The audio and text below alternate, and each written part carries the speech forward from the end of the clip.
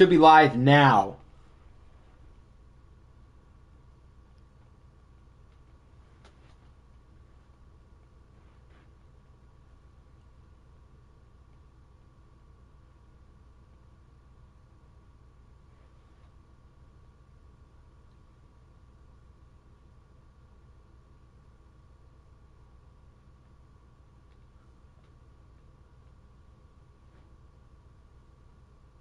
Oh, it is working. Oh, okay. We're good. I thought it wasn't working. It wasn't working at first when I tried it. But I think we're good now.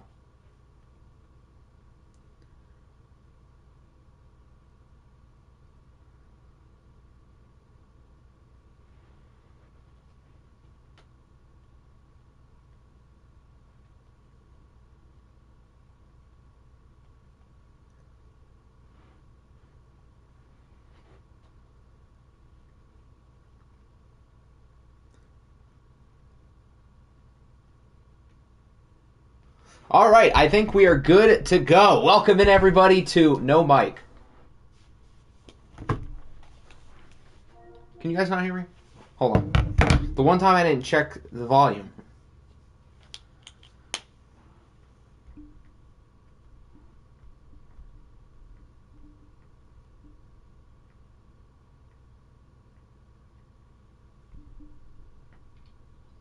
Okay, no, it sounds good. Never mind. We're good.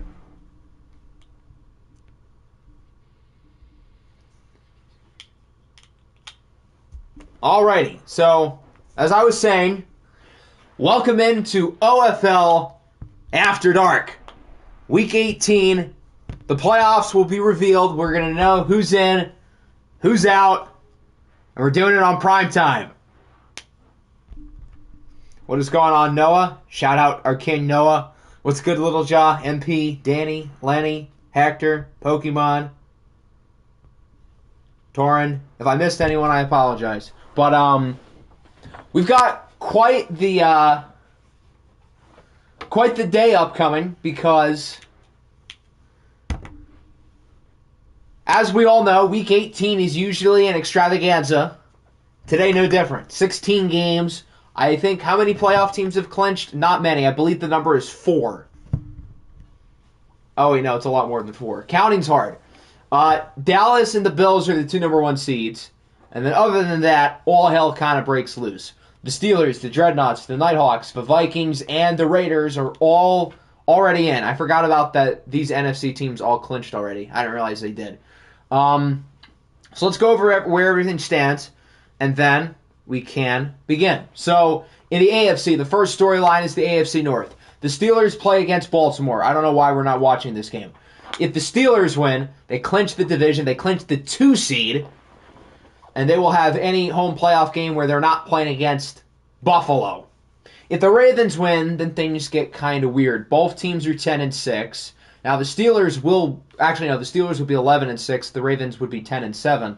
So the Steelers at worst are a wild card team because the Bengals hypothetically could pass the Steelers. But on the flip side, the Bengals could also finish lower than the Ravens because we do not have the tiebreaker over Baltimore, but we do over Pittsburgh if the Ravens end up winning this game. So it's kind of weird for us.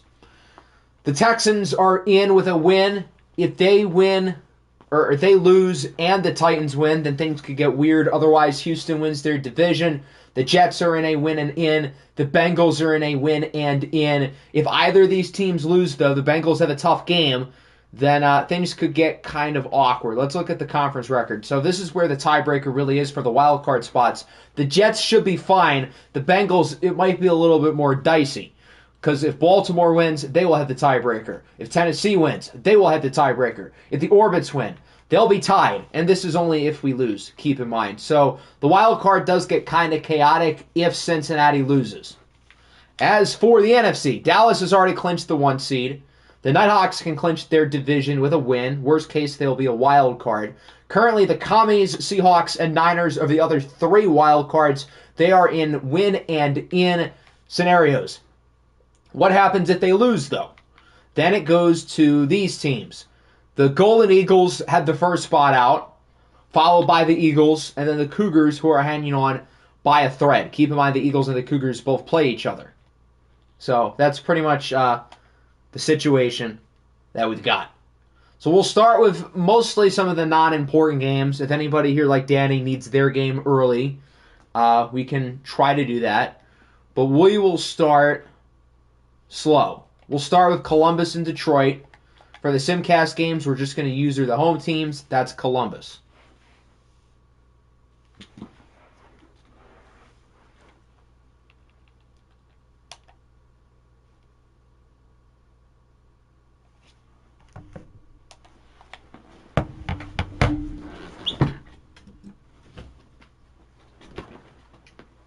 So this game is unimportant for both teams. The Lions are tanking, but they don't have their pick, so they're not really tanking.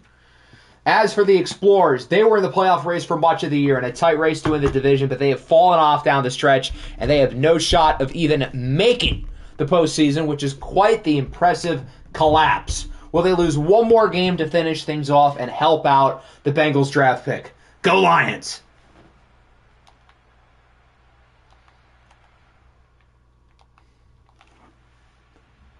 If it's close, we'll hop in, but for a game like this, it's got to be really exciting for us to hop in. Okay, Detroit's keeping it competitive. Lions take the lead. I like that. I like that a lot.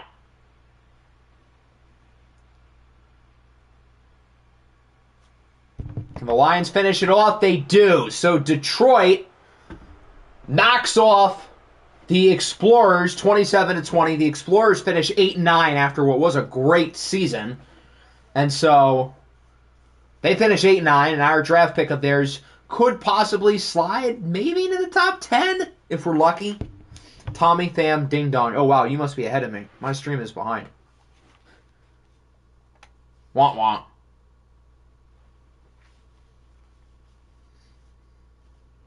If any of Seattle, San Fran, and Washington loses, am I in? Well, you have to win your game.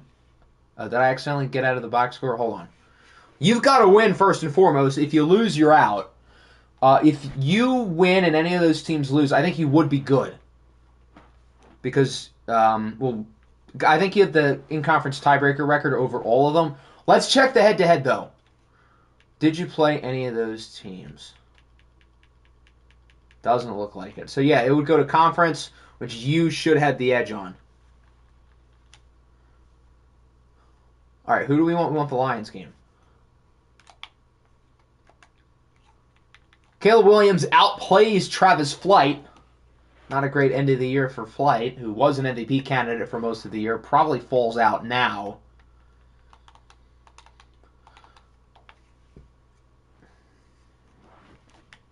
What happens if all three lose and I win? Do I move up to 5? I think you do. Yeah, I believe you should, because you're 7-4 in conference. I'm pretty sure that's better than all of them. All right, let's go with the Bills and the Monarchs. Buffalo has already clinched the number 1 seed. They're playing their backups. Can their backup players beat the Monarchs? I hate this because every time you simcast a game, the stream crashes for you. Well, I don't know how that happens, but that's odd. The Bills are a 96 overall, for those who didn't know. 96 offense, 97 defense, 96 overall. That's pretty good. I lied. That's really good.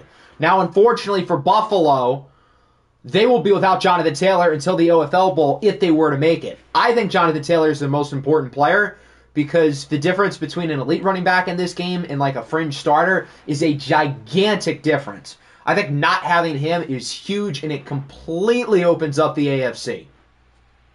Oh, that was quick. That was quick!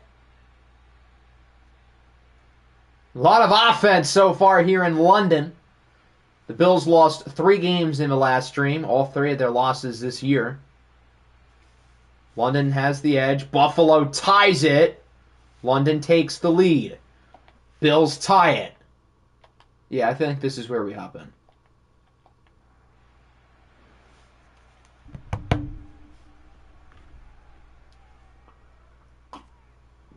Why is this game close?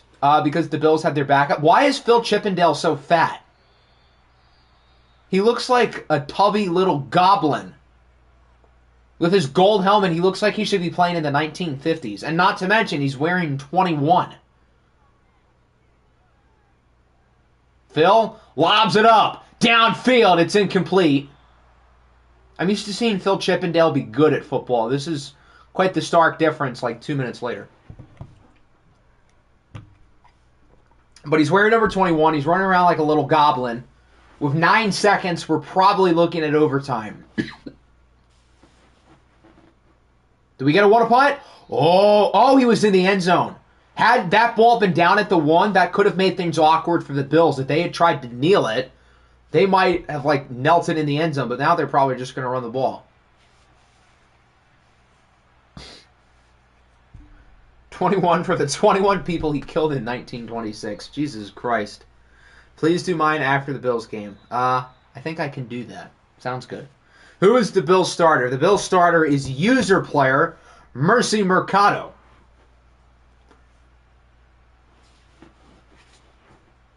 Tails never fails. Oh, oops. Sorry, London. Buffalo wins the toss. They will choose to receive. And so we will get a look at Mercy Mercado, Cookie Carlisle, and the Bills' offense. Now, Cookie Carlisle is probably going to be their starting running back throughout the duration of the playoffs. They're starting most, but not all of their backups. They do have some starters still here, like Devin Wilcox is playing, Nick Overton is playing, Cam Jurgens is playing, Logan Wilson. So they've got a couple of guys still playing, whereas with Dallas, as you'll see, they benched everyone.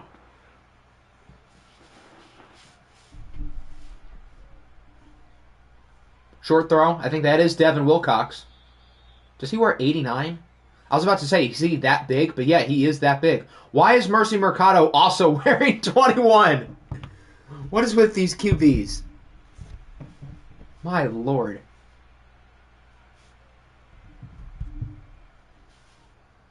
The battle of the 21s. How did I not notice Phil ever wearing 21 in the box score where it says his jersey number? How have I never seen that? It looks like Mercy's having a pretty good game based on his numbers. No touchdowns, but it seems like he's been efficient. He's throwing the ball downfield. There's Devin Wilcox again to the 43. Mercy Mercado is a beast. It's over. The dream is over. So Buffalo's going to finish their season 13-4, and London wraps things up with a win. Did we just jinx it? Did it just work? Oh, that was in his hands. That's a catch, but it's jarred out late. How do you think the Niners will do against the Raiders? That's a good question.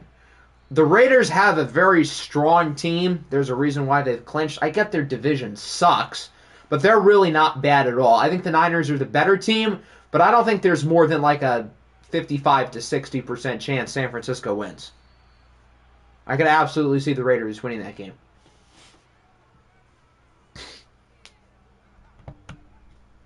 Buffalo's moving it. Raiders winning. Oh, that's good news for you, isn't it? There's Rashad White. He is also getting some snaps. I believe he was designated to be the power back. They also have A.J. Dillon on this team as well. Very deep running back room. But there's not really much of a difference, in my opinion, between an 80 overall running back and a 60. If you don't have an elite running back, your run game's not going to be very good. You're saying we beat the Raiders by 100. Where's that? I don't see it. Mercy Mercado is sacked on third down by Good. That's a good play.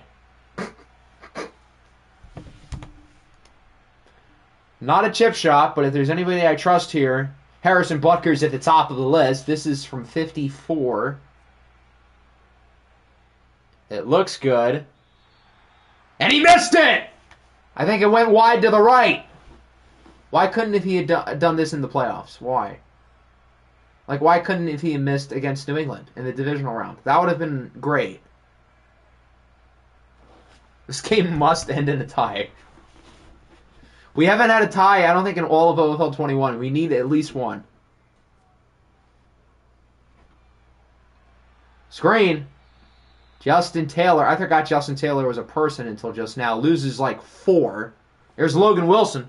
Why is he wearing 32? What is wrong with these jersey numbers? Nothing will ever beat Jonathan Taylor wearing 19 on the Shamrocks last year. I get QBs wearing 21 is weirder, but Jonathan Taylor wearing 19 was the first, like, weird and stupid one.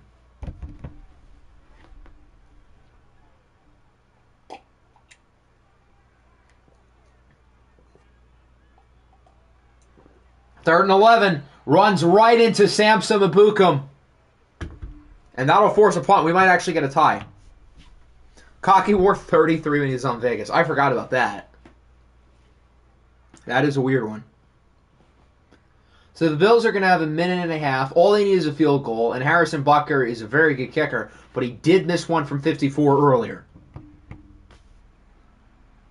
What have you missed? I don't know when you left. But you haven't missed anything important for your game or the NFC playoff picture. Late flag. It's probably going to be a hold because they sometimes call the holds late. Yeah, there you go.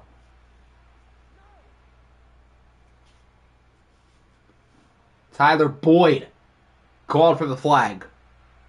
My giblets are starting to tingle. What in the world is a giblet? Or a giblet? Who calls it that? Just say you have butterflies or you're nervous. Do not call it a giblet. This is what happens when you stream past Danny's bedtime. He's making up white phrases. Tyler. I get it. That's funny. In the playoffs, is he going to be Loser Boyd? We might as well just stick with loser at that point.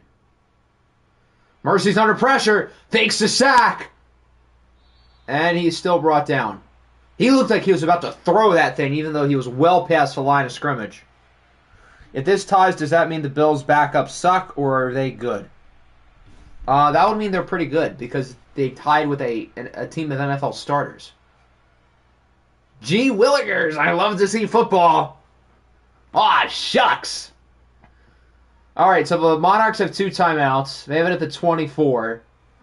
They need a quick play. And again, all they need is a field goal to win the game. Not that this win really does anything for them but hurt draft position. But, hey, winning cures all, right? So they have no reason not to go downfield. Or just take the sack. Genius. This is really going to end in a tie, isn't it? We are going to have our first tie of OFL 23. It's taken us 4 years. I remember when ties were like so common in the sim and there was like 5 or 6 a year. And then they like patched it and then there's like no ties in the sim. It's so annoying. Why are you dumping it off, dummy? So he's just got to launch it downfield. Hope for like a Hail Mary penalty or something. We've seen Hail Marys work in this game. It wouldn't be the first time. Phil Chippendale launches it up. It is caught at the 40, but he was inbounds as he caught it and never got out. That's Bengal legend T. Higgins. Hooday. They could have, if he was out of bounds, tried for the field goal or something, but he was in bounds as he got tackled. This game's ending at a 27-27 tie. I guess there's something with the Bills and ties. The Dragons tied the Bills. Now the Monarchs tied the Bills. What is happening here?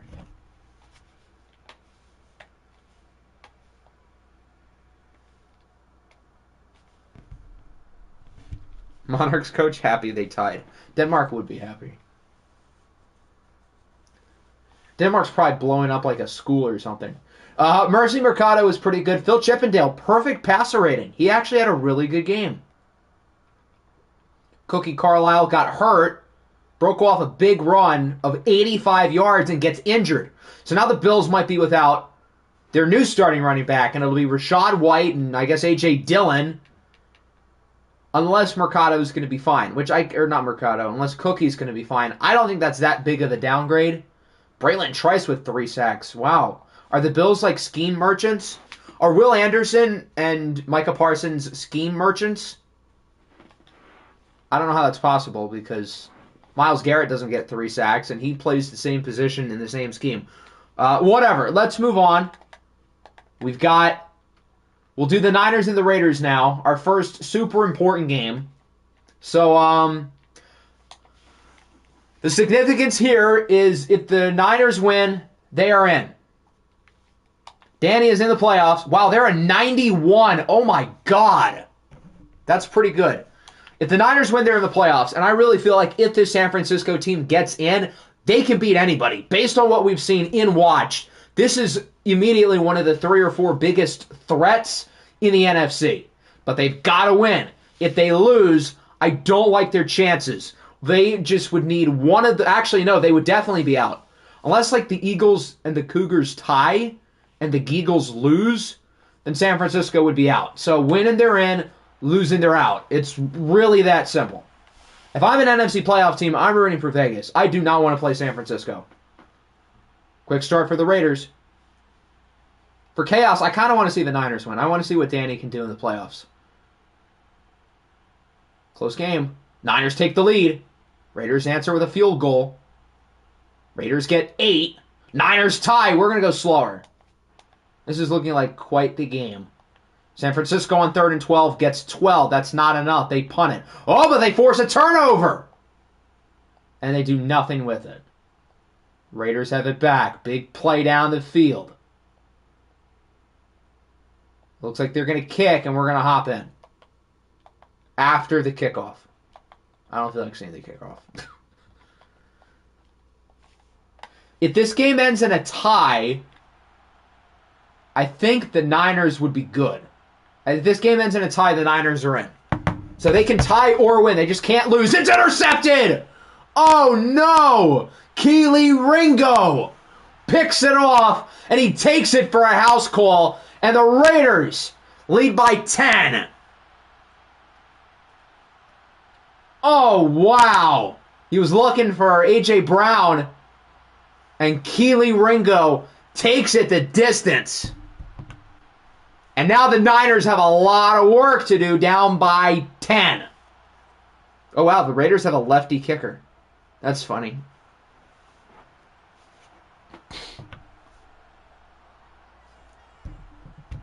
Wow, we're really going to let the Geagles back into the playoffs. I cannot believe my life.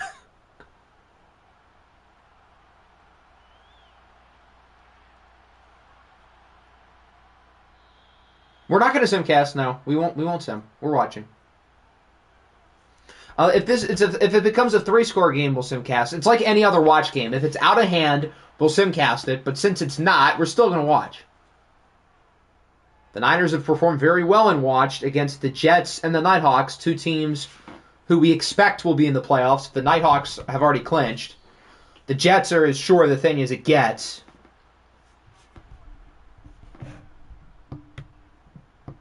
If I lose to Austin, I say a slur of my choice. Okay.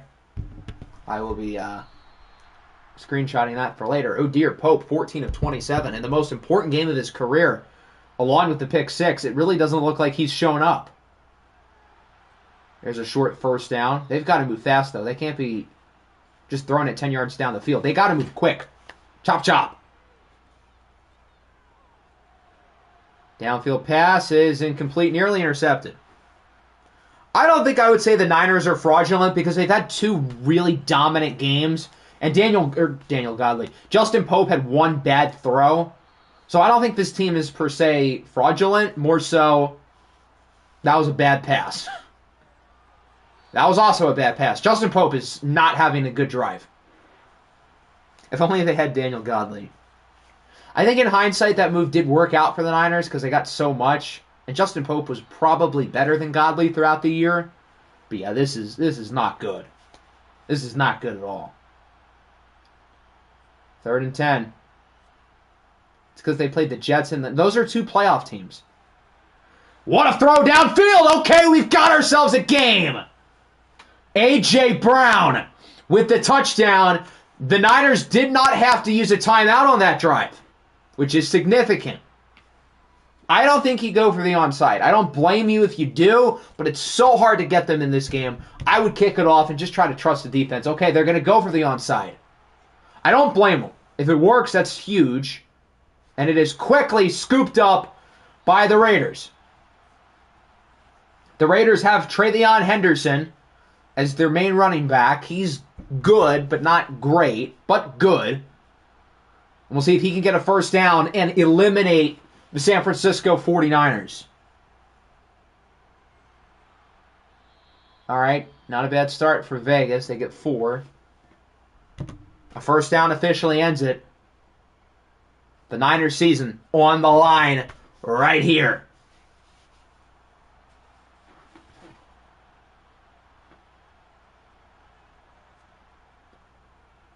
Oh, there's a big play. 54. I think that's Jalen Phillips. Read it immediately. And now on 3rd and 6, what do? If I'm the Raiders still have important things to play for here. They can move up to 3, so they have a reason to win this game. If I'm the Raiders, I throw the ball. It is a pass. I think he got it. They're going to give it to him, and that'll do it. The San Francisco 49ers, bearing something from Madden's tiebreaker logic, whatever, should be eliminated from postseason contention. And now it's the Geagles who are first in line. Actually, now that I think about it, I don't know if the Niners are like officially eliminated, but it's not good. What San Francisco now needs to happen, they need the Geagles to lose, and I think they need the Cougars to beat the Eagles. In that case, the Niners are tied with the Cougars. I think they both had the same in-conference record if that happens. So I think that's the only way San Francisco can get in. Would have been a lot easier if they won the game, but Justin Pope threw it to the wrong team, and I think that play was the difference.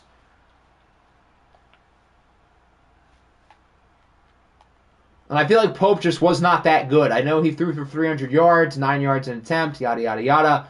It did not seem like he had his best stuff today. Hugo Fredrickson was fine, not bad, not great. Does this mean I secured the division? No, because Seattle also is only a game back.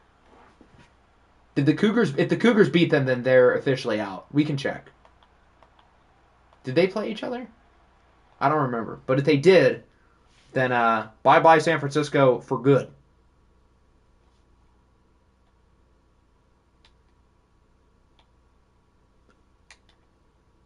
Need Seattle and Washington to lose for maximum chaos. My game next. Do we have a reason to do your game next? Or is it just you don't want the suspense? If you don't want the suspense, we're giving you the suspense, buddy. Niners. Did they play the Cougars? Wah, wah. They're out for good. I'll just double check the standings, but they're not going to have the conference tiebreaker over the Eagles. They're not going to have it over the Geagles. They could over the Cougars, but they don't have the head-to-head with the Cougars. Right, is everything that I'm saying correct? Yes, because if the Eagles win, they'll have 7 in conference wins. If the Eagles win, they'll have 8. If the Cougars win, they'll be tied, but the Cougars beat them. So the Niners at 10-7 after a great year are eliminated. The Niners kind of feel like the Lions of last year in the sense of like they were a little bit rocky to start the year, but they played really well, but it was too little too late. And the other NFC teams are kind of happy they missed out because you know they're thrisky. Maybe they can't win the bowl, but they can win a game or two. Did San Fran beat or lose to Philly? I don't know if they played. If they did, then maybe the Niners do have a shot. Oh, they would have played. Oh, they lost. Okay, never mind. And it does not look like they played the Eagles. So, yeah, they're done. It's Mahover. All right, let's go back to the not as exciting stuff. We'll do the Rams game. They play Carolina. The Panthers were very respectable this year, 8-8, looking to finish over 500. Had they won another game, then they would have been in playoff contention, and lucky them, they'd be going up against the Rams, who have won one game since week 2. The Rams started 2-0, and then they forgot how to play football. Jets next, no balls. You're right. I'm not going to do it next because that game's important. How is your game exciting? That's a great question. If you win, you make the playoffs. That's pretty exciting. Actually, wait a second. I just figured out a scenario where the Niners can still make it. If the Eagles lose and the Eagles and Cougars ends in a tie, then I think San Francisco does get the spot. So they're not. So there's like a 1% chance They're hanging on for dear life, but I guess they do have life after all. If I'm in, who do I play? Who knows? Nothing in terms of seeding is finalized except for Dallas being the one. As Carolina gets the job done over the Rams, they'll finish the year over 500, 9-8. You said that earlier, yeah, because it's true.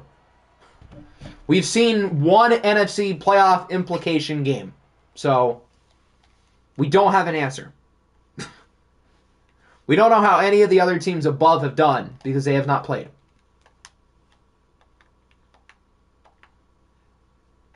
We just know that your chances of making it are a lot higher than they were 10 minutes ago. So the Rams finish 3-14. I don't think they will get one, but they'll be high.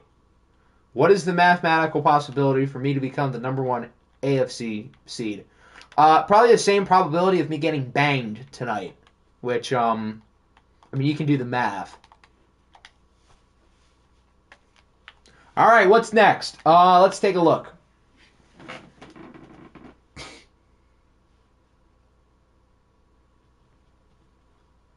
We will go with, let's do Dallas and Memphis. So the fun thing about this game is that obviously Dallas is playing their backups. They're 15-1. They've already clinched the 1 seed. They've already clinched the best record in the league, period. If not for a simcast against the Eagles, they could be undefeated and would probably win this game. But they're playing their backups because there's no reason to, start everybody.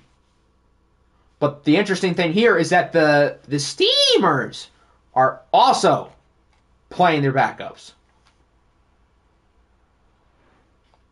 So it's backups versus backups, and Cocky. He's not really a backup. We skipped the Nighthawks because we're starting with the games that don't matter. Your game matters. It doesn't matter, dramatically, but it matters because, if you win the division. Also, shout out Ketel Marte. He just did a thing. Guardians legend. It's going to be 50-47 or 6-3. Well, so far it's looking like it's going to be on the side of 6-3. Okay, now the offenses are showing up. Here we go. Dallas with the edge. Okay, I guess it was not on the side of 6-3. We had a lot of points after the first quarter. The Cowboys win it 38-28, and they will finish tied with last year's Bills for the most wins in an OFL regular season at 16. 16-1, best record in the league. Whoa, Kyle McCord. They should, unironically start him over Joe Burrow. Joe Burrow's never had this good at the game with Dallas, off the top of my head. That is hilarious. Cocky played well, too. Salute. But Kyle McCord might win the Player of the Week. Where did this come from? I was convinced Cocky was going to be the Dallas starter next year. Now I think it might be Kyle McCord. Lynn J. Dixon leads in terms of rushing. He did not do very well. Dwayne Jett with a big game of the year. There's Puka Nacua. Have yourself a day. B.J. Ojolari, Bengal legend. Who dey?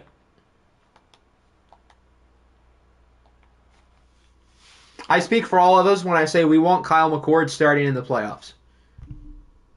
Lynn J. Dixon might be the best OFL name ever. I don't know. Adrian Assblaster has him beat. Can we do our game next? No.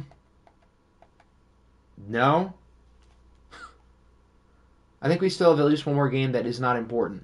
Actually, I might be wrong. I think every game left has importance.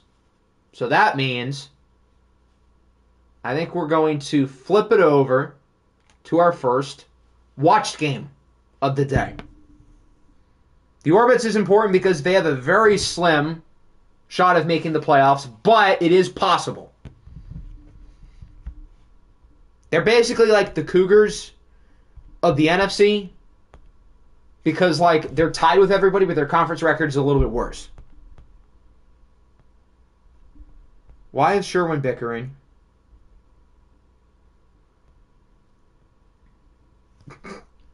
Okay. But which game do we want to start with? We have the Texans and the Commies, and then the Eagles and the Cougars. So where do we start? Normally we don't get to pick which game we watch first, but now we do. I would vote, I'm going to say the Eagles and the Cougars. Can't believe us not watching the Cowboys as Nighthawks is the reason we didn't go 17-0. Yeah, there's a reason why we didn't watch the Nighthawks. Let me show you real quick. There's a good reason for this. There you go. That's your reason. Sherwin is disappointed. When is Sherwin not disappointed? Eagles, Cougars, Eagles, Cougars. That's 3 for Eagles, Cougars, none for the other game.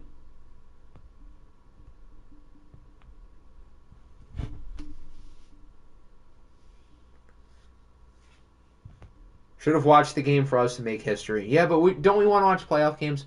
Frank had 20. Yeah, the Nighthawks got slapped by the Niners. 1 vote for the Commies. I don't know if it's going to be enough. Speak now or forever hold your peace. All right, Eagles and Cougars it is. Let's pick our random number.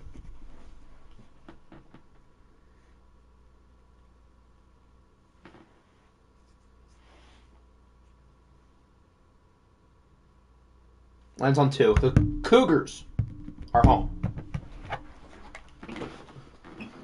So this game determines everything for San Francisco, who is hoping for a tie. If it's not a tie, the Niners are out for good. The winner of this game still has a shot, whereas the loser does not.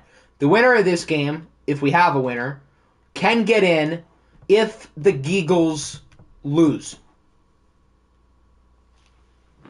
I don't think either coach is here, so we can pick for him. How does this game affect you? Honestly, it doesn't really affect you because if you lose, you're out regardless. And if you win, you're in regardless.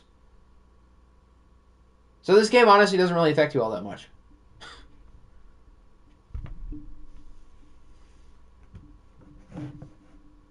I see 1 vote for throwback, 1 vote for all black. I kind of want to see,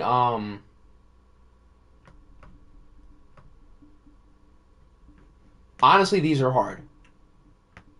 This is my vote. This is kind of like the Jets throwback jerseys in a way.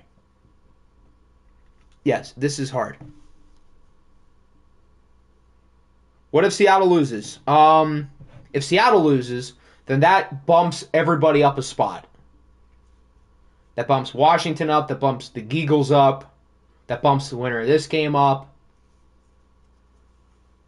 Seattle can still hypothetically get in with a loss, and the same can be said with Washington, but it is going to be challenging. I'm honestly in for the 1980s away and then the all blues. Do we have any complaints here? I think all blue is correct. The blue one. We do not want the blue one. That's gross. This is... Hold on. This is disgusting. This is like one of those team builder high school jerseys you find on NCAA 14. That's fire. More like we need to put it in the fire. What's wrong with the blue ones? They're ugly. Do we have any objections? I see Lenny wants green. Does anybody else want green over this masterpiece of the road jersey? It does kind of look like the Red Sox City Connect jerseys. I can see that. You're colorblind. Hold on. This is fire? What is this? These colors do not mesh well at all. The helmet is ugly. The jersey is ugly. The colors are ugly. Nothing about this is cool. If you want to look stupid, go out all out and wear yellow pants. I can get behind that. All right, we're gonna keep our eyesight and not wear that atrocity. Is it gray or gray? I think it's both. I usually type it with an A, but like, oh, it's snowing! Yay! I like snow. It is snowing here in Chicago with a playoff spot on the line. The winner of this game can get in by virtue of a Golden Eagles loss. Who do the Eagles play again? Since it wasn't on the poll, it can't be someone who's, like, good. It is... The Desperados, yeah, they are not good. But you never know with this league. And so if the Eagles lose, one of these two teams would get the spot. If it's tied, then San Francisco can still get the last spot, depending on what happens with the Eagles. If this game ends in a tie, both teams are eliminated, but the winner has a real shot to get in. Octi said that like he was a 7-year-old kid and learned that school got canceled. Who doesn't like good old snow? What happens if I tie and this game ties? That's a very good question. I think it would be the Niners who get the spot. Yeah, I think if a tie for any of these teams, these two or the Eagles, is basically a loss. Because going into the week, the Niners were a game ahead. And so, let's say the Eagles win their game. The Eagles are tied with the Niners, and the Eagles hit the tiebreaker. That's how they get in. But if the Eagles tie with the Niners losing, then the Niners are still half a game ahead of them. So San Francisco would get the spot. So the Niners just won a bunch more ties. We've already had one today. There's Bengal legend Joe Mixon. Hooday! For a gain of 9. The last time Joe Mixon played in an OFL playoff game, it did not end well for his team. We do not need to go any further.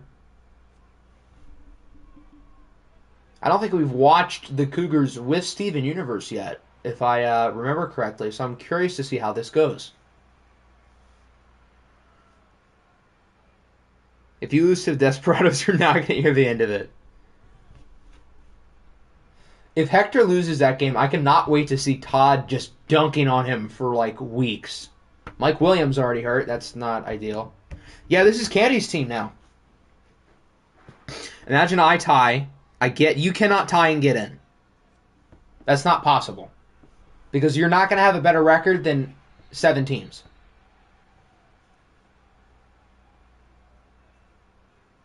I don't see how you'd go down to like 13, though. That doesn't really make sense, but okay. Wobbly throw is caught. I feel like these Eagles jerseys are really clean. I'm a big fan.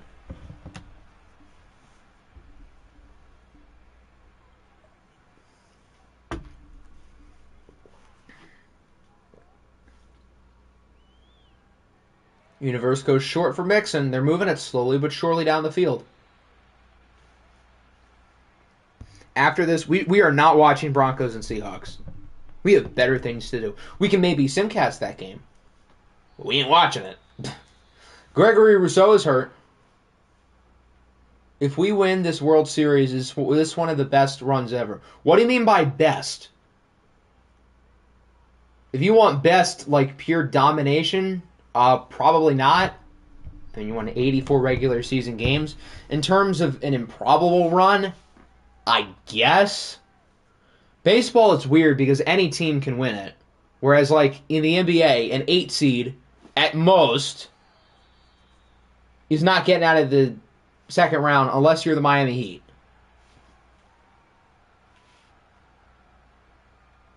Diamondbacks World Series champions or Eagles get past the wild card. I unironically think the Diamondbacks winning the World Series has a significantly higher probability. Because what? The Diamondbacks have probably like a 40 to 45% chance. The Eagles, first of all, they have to get in. They probably will, but they still have to. If they do, then they're going to be the underdog against whoever they face. So, yeah, I would rather bet on the Diamondbacks winning than you making it out of the wild card round.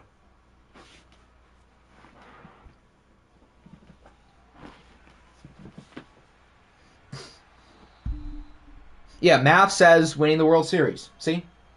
Math is right. Please beat the Dreads. Oh, believe me, I would love to help you as much as I can here. I don't know how much I trust this team, but I'll try. The run for Joe. Very slow and methodical drive, but it has worked. Please don't beat the Dreads.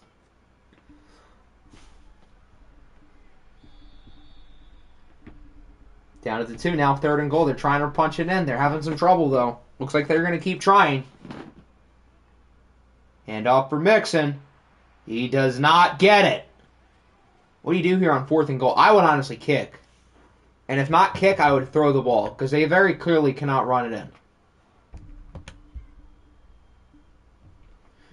Don't you want to benefit from the 2-seed curse? I mean, yeah, but like...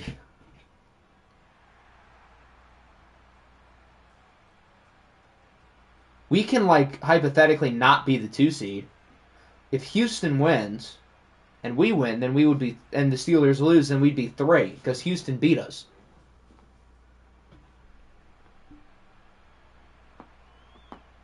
It's weird. We can be 2, we can be 3, we can't be 4. Actually, could we? No, we can't be 4.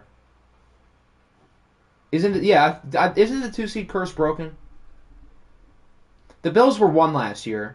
Wasn't Dallas 1 the year before, or was Dallas 2?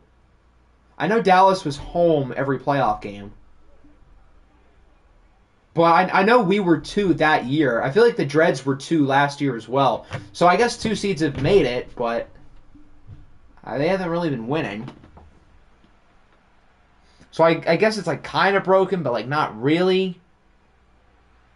Here's some guy named Patrick Mahomes. Not sure if you've ever heard of him. We were 1 in season 2. Okay, that's what I thought. So the last 2 winners are 1 seeds. What was New England in year 1? I feel like they were like 4. They definitely were not 2 because we were 2. We've been 2, I think, every year. Right? I feel like we've been 2 every single year.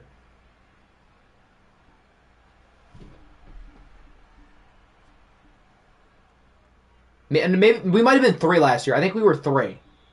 Never mind, I lied. We were 3 last year, but the other years we were 2.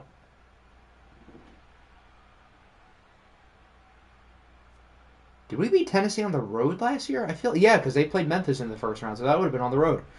Christian McCaffrey gets stopped by Holt. I don't know who that is, but good tackle. Could a 6-win team make the playoffs? If they win their division, then yeah, they absolutely could.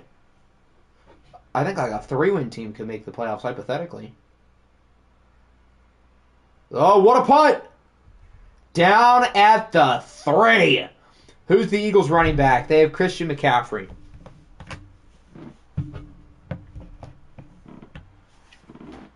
All right, let's take a look at the Cougars' offense. Their first drive was slow and steady. It felt like they could have ended with more than a field goal, though.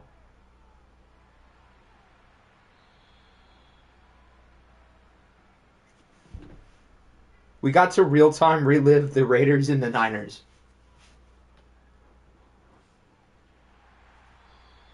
Another short play, but again, it works.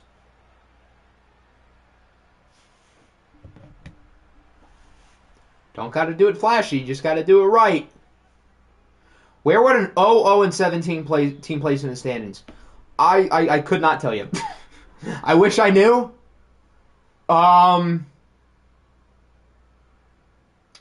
I think they would either be at the middle or the bottom because they would have a winning percentage of 0. But 0-17 is 500, exactly. So it's like they were 8-1. So that would be more logical. If you do it like hockey, for example, and do like 2 points for a win, 1 point for, I guess, a tie in this case, and 0 points for a loss, then the Eagles would presumably, why did I use the Eagles? A team who's 0-17 would be in the middle. That would make the most sense. What happens if they're 1-16? Because they'd be undefeated. I guess they'd be a little higher than the middle. I'm back. What have I missed? We missed the one scenario where you can make it. So in this game, the only way the Niners can make the playoffs is if it ends in a tie. And then you will need the Eagles to lose or tie. So there is a scenario where you can get in, but it is not likely. Do not get your hopes up. But maybe, who knows, maybe we get a tie. 1-0-16 is like a .516 record. Okay, so they'd be a little bit higher than the middle. Okay. That would make the most sense. Fumble! And the Cougars get it in the red zone. Foye Aloakin recovers it. That looked like a clean hit stick animation. I think this probably stands. Boom! That thing's out of there. Number 30. Who's 30? Joey Porter's 13. I just saw his name, but I don't know who 30 is.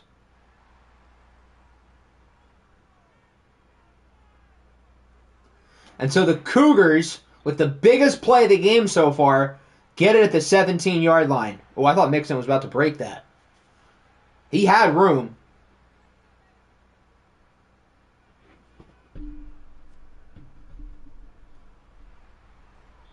They're really trying to get the ground game going. I respect it. It hasn't really worked, but I respect the effort. The Cougars running back is well-known woman and child respecter Joe Mixon. Bengal legend. Who dey? Steven Universe, 9 for 9. I don't know if he's thrown a pass more than 10 yards downfield, but he's 9 of 9.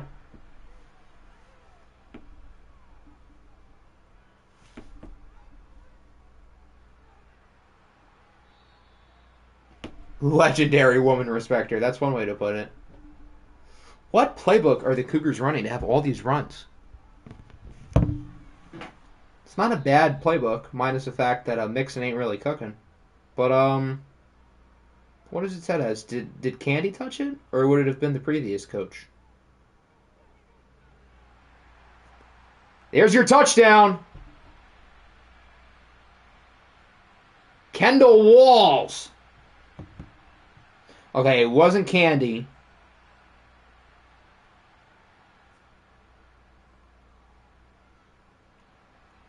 It's Dallas's playbook.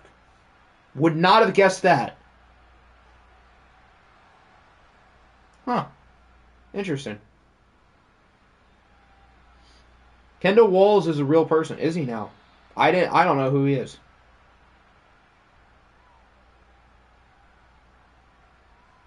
I don't see a Kendall Walls. I just typed his name in. I see like LinkedIn profiles, but that doesn't help.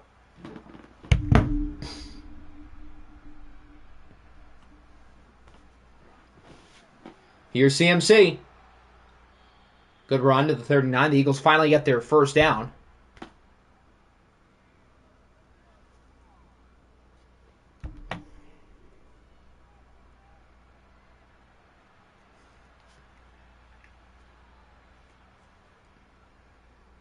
Play action. Here's Mahomes. Throws it away.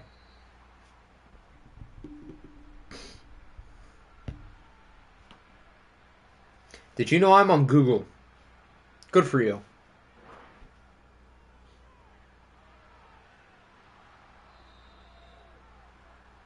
Is that Doof who made that catch? Dr. Doof?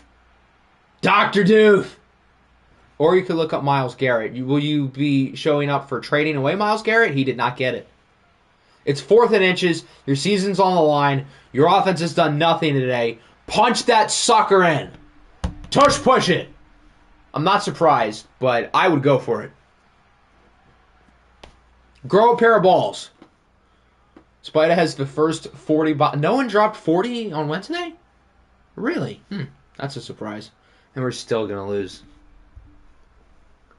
Sounds like your team is missing your very own Cade Parker Cunningham, my glorious Pookie Bear King. Or let me rephrase that. My glorious Pookie Bear Superstar King. There we go. That's better. He's gotten the ball 17 times already. Good God.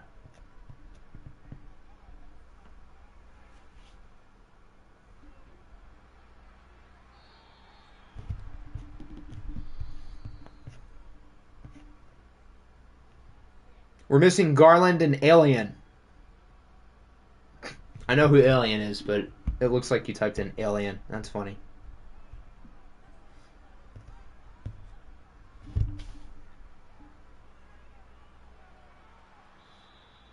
Nothing going for the Cougars on that drive. Steven Universe, short throw, results in nothing.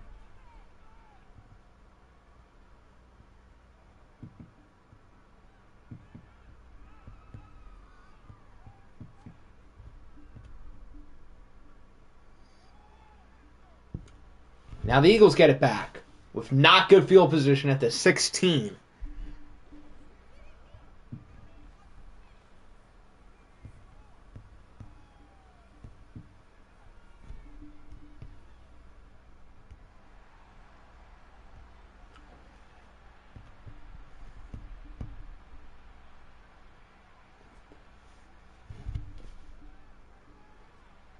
Oh, that was ballsy. Please give him a blank check. A lot of the rumors I've seen have suggested that Donovan Mitchell wants out. What's the word on that?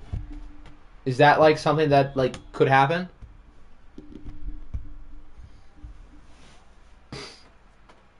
He has what? 2 more years left?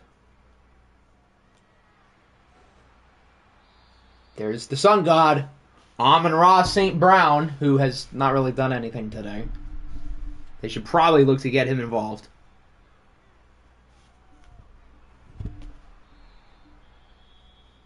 I'd be showing up as 6'2", 190-pound, 15-year-old that might be the next Myles Garrett.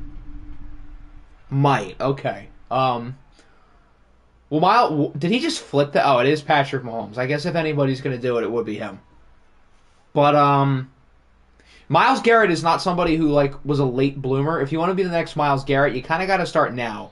He was like the number 1 recruit in his high school class. He was the number 1 pick in the draft. So it's not like he like rose quickly. He's like been that guy. 3rd and 8 up the middle. Here's a first down to the 41. What other superstar receiver do they have? Because that's not Amon-Ra. That's not Rashad Bateman, Bengal legend Houday, because he does not have superstar. Who am I forget? Why are they kicking? It's a 58-yarder. I would go for the end zone or go out of bounds. I don't like that call. 58-yarder. Ugh. That's not going to do it, champ. And it looks like the Cougars will lead going into halftime 10-0. I guess they'll run another play. It looks like they're going to run the ball, which is stupid. You have it at the 48. Send it downfield. These two teams are playing not to lose, which is hilarious because if this game ends in a tie, then they both lose and are both out.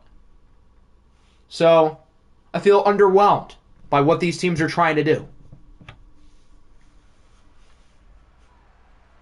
The Eagles started the ball in the second half. If they want to get moving, they've got to start sooner rather than later. They have a guy named Patrick Mahomes at quarterback, so you'd think presumably it should. It's the anti-Chargers and Raiders. You're right, because if there was a tie, both of those teams would be in. It's the opposite.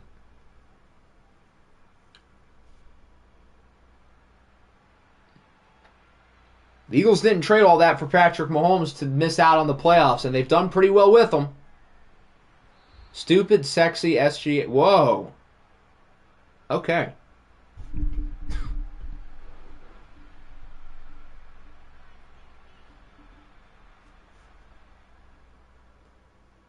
Here's Mahomes. Why do we keep going short? That wasn't even complete. Again, grow a pair of balls. Don't be scared. If you got to send that thing, send it.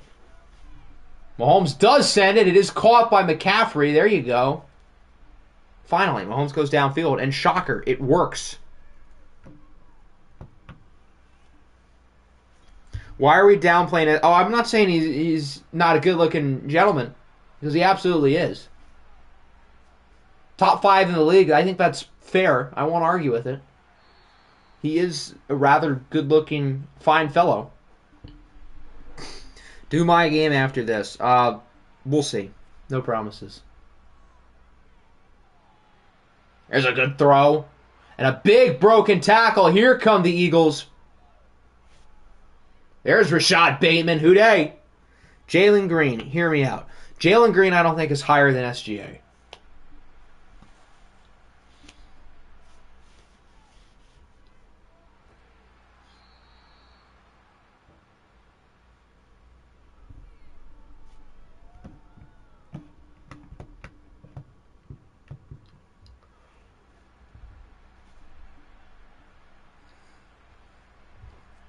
Now from the 13, here's McCaffrey. Nothing. A field goal makes it a one-score game, but realistically, if you're the Eagles and it's 4th and close, I'm at least considering it. That should have been intercepted. He is one lucky dog. 3rd and 10. Incomplete. Yeah, you just got to take the points. So the Eagles score at least, but I feel like they could have done so much more with this opportunity. I feel like they wasted it a little bit. And they're still down by 7.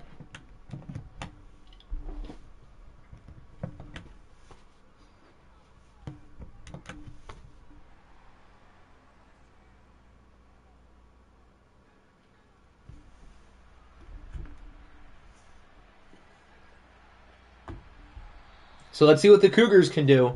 Their offense has been methodical but efficient.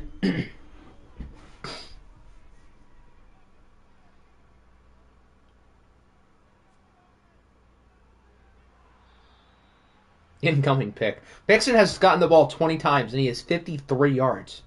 They keep trying to run it up the middle, and it keeps not working.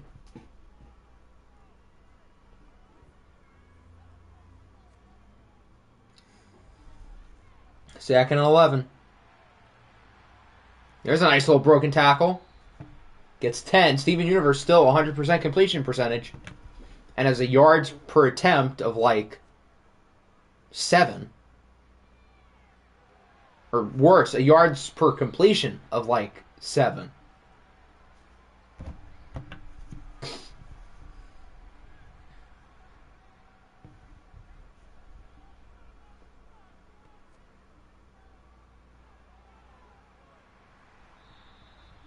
But they're still finding ways to move it. As Jalen Johnson's hurt. Cowboy legend.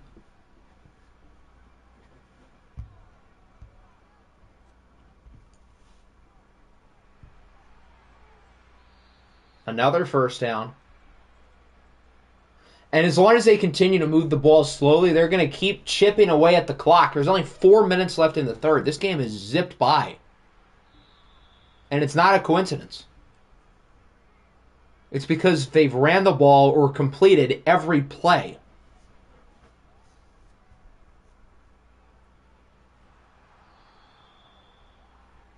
Although Mixon goes backward there. Now it's 3rd and 4.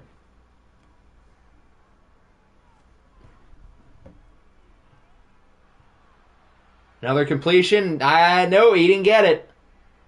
From the 40, you can't kick. If they kick, I swear to God. I would say go for it. I think punting it's a lot better than kicking. I knew they were going to do it. Why are they kicking? Are they trying to bring the Eagles back in the game? Not even close. My God. EA disaster class, everybody. That was, yuck. What are they cooking? Both of these teams deserve to lose. Can we have neither of these teams make the playoffs? Can we just have this game end in a tie? So we can have the Niners, or honestly at this point, better yet, the Geagles in the playoffs? Stevens' average is 6 point. Wow, that's a lot of decimals. 6 yards per completion. That's not good. That's also his yards per attempt, which is better, but like, that's so conservative. Grow a pair of balls and chuck it.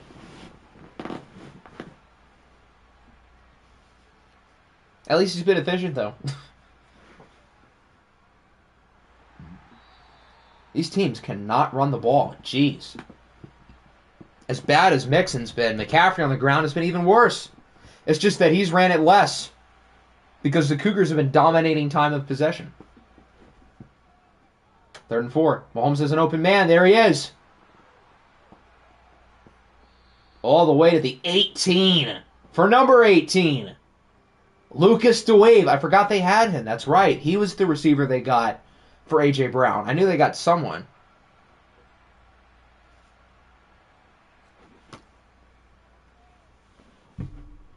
Mahomes nearly intercepted again. That's right in your hands. Both of these teams are making bad play calls. The Cougars won't throw the ball past 5 yards. Mahomes won't stop trying to throw the ball to the other team. Nobody can run the ball. My Lord. If this game goes to overtime, it absolutely could end in a tie the way these teams are playing. 3rd and 6. Mahomes is sacked. They're going to have to kick again. Adebawore brings him down.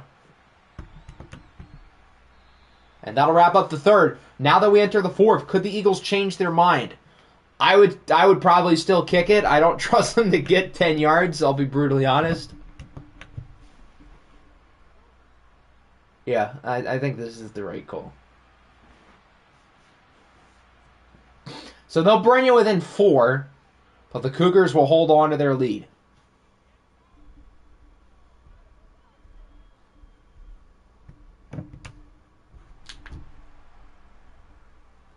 This is some very unsatisfying football. These teams belong in the AFC North. A Week 18, like Steelers-Ravens game for a playoff spot. Fumble! The Cougars had the ball, I think. Oh, that could have been bad news for Chicago. They are lucky. Nearly another kickoff fumble.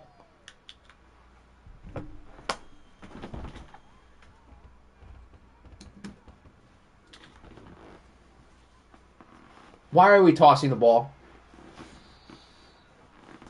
Have we not seen every other time that's happened? Do these coaches not watch film?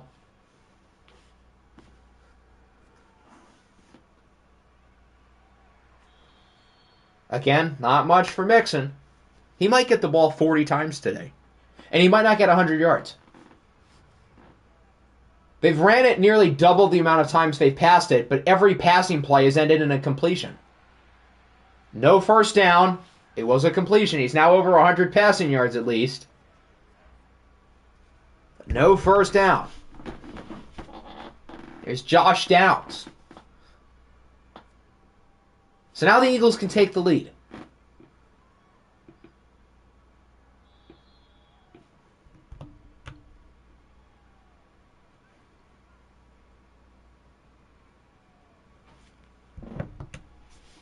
This is purgatory. Imagine if one of these teams play the Nighthawks in the first round. That's going to be some ugly football. Fumble! And the Cougars pick it up. The snow has caused these two teams to have some trouble controlling the ball. Was he down, though? I don't know. That's close. It looked like he was being tackled. Then a hit stick animation comes. I'm going to guess yes. Or no, I'm going to guess no, he was not down. I'm going to guess it is a fumble. And I am correct. They will call it a fumble.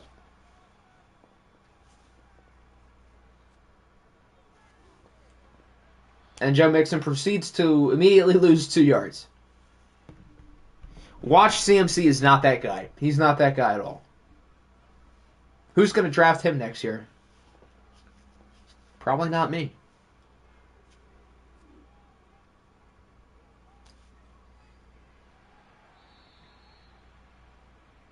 Gain of about 6. Average Steven Universe completion. And now it's 3rd and 6.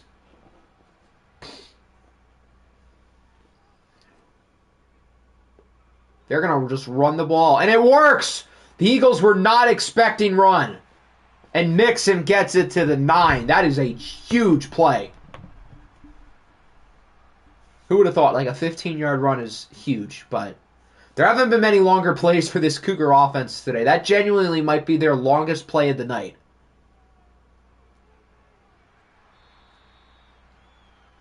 Now Mixon gets it to the 2.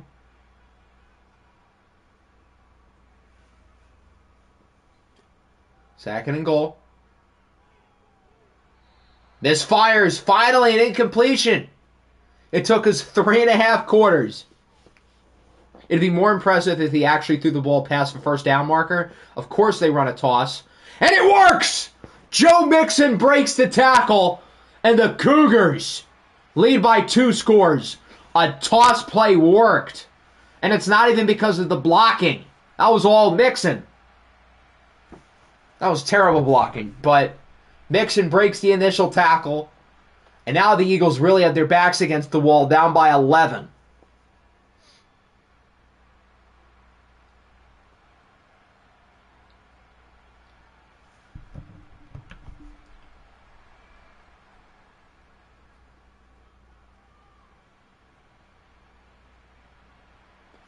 So the Eagles have 5 minutes. They have time. The problem is we haven't exactly seen their offense do anything today. So what's to say this is the drive that changes that?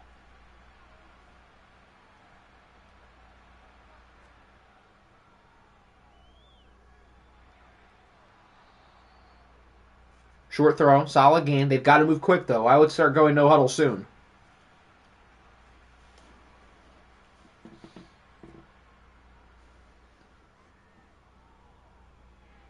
Mahomes downfield, throws it away.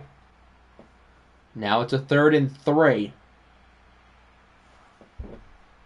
Mahomes in anything other than 15 is wrong. I agree. He looks off in this jersey number 16. That does not feel right. CMC gets the first down. Got to keep moving quick. Under 4 to go.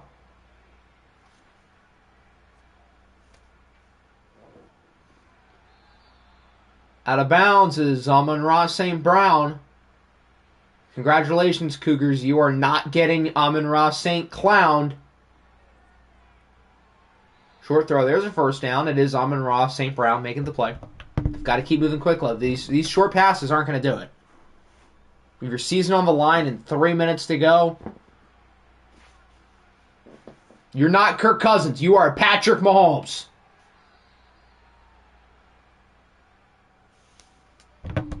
Or in the case of Christian McCaffrey, he's not so good.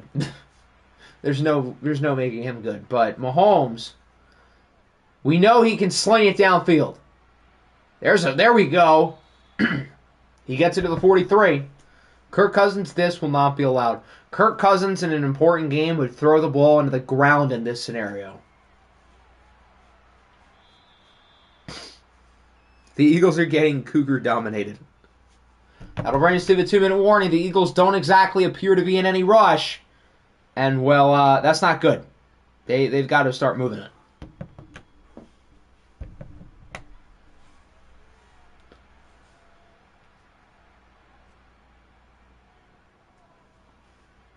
Well, I thought that was intercepted for a second. They get the first down. They got to move it. There we go. Finally, some no huddle. Can we please stop throwing it inside the first down marker in the field of play? At least they're looking drippy as they lose. That's a good point. Can we not throw the ball 7 yards downfield? Can we not chew all this clock? First and goal. Why are we throwing it to the field of play? What is wrong with you, Patrick? They're getting yardage, but that doesn't matter. They've got to be moving quicker. Mahomes under pressure. Has to avoid the sack. And that'll do it. There's a touchdown. And now the Eagles are going to have to go for 2. Try to bring it within 3. With 44 seconds left on the clock. They used like 4 minutes on that drive. McCaffrey gets stuffed. And so the lead remains at 5. If the Niners go for an onside kick, you got to go for an onside kick here. And it's recovered by the Cougars. And look who came in at a good time. Your team is currently in position to keep their season alive. Now, they still need some other stuff to happen, but this win keeps them in it. First down does it for good. The Eagles call their first timeout.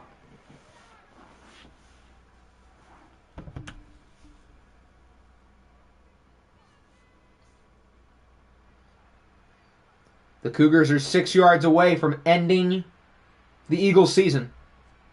Man had to switch accounts. He had to go to the real account. What is happening? That's a great question. So basically, your team has a shot to make the playoffs. That's what's happening.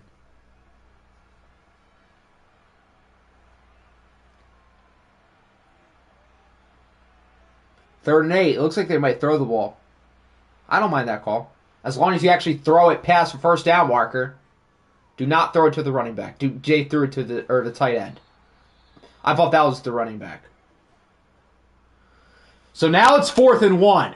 This is where things get interesting. Do you kick or do you go? The choice is clear. You go for it. This is 100% the right call. End the game.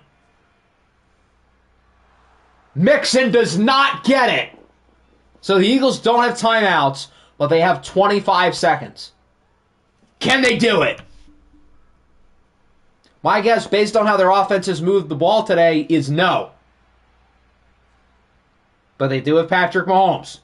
Flag. That's going to be a hold.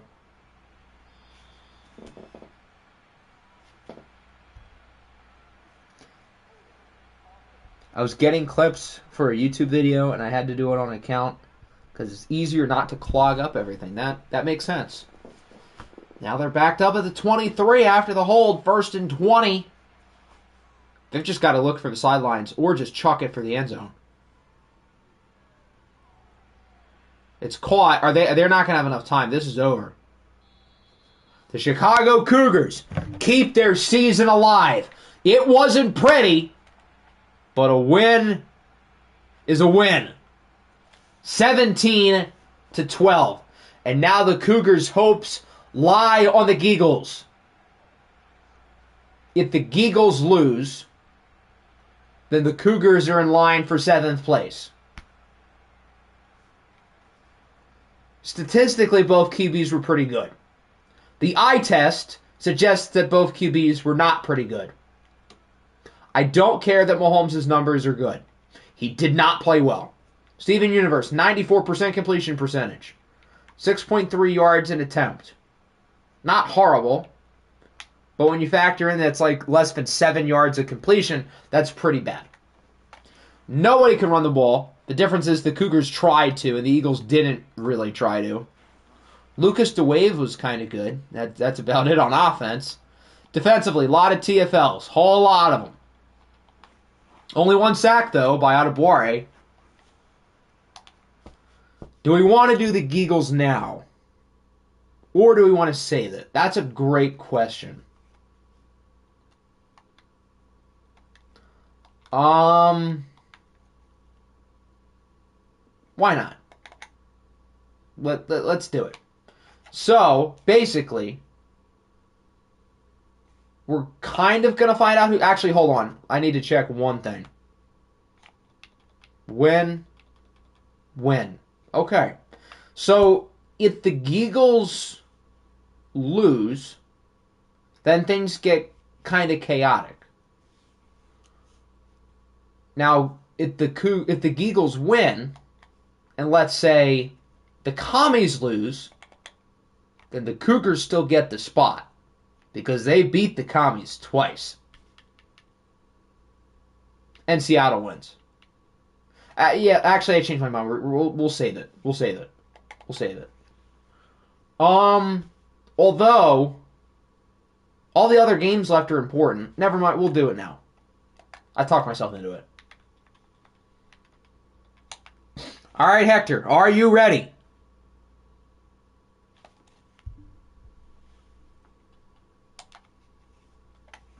I'm going to fill up my drink.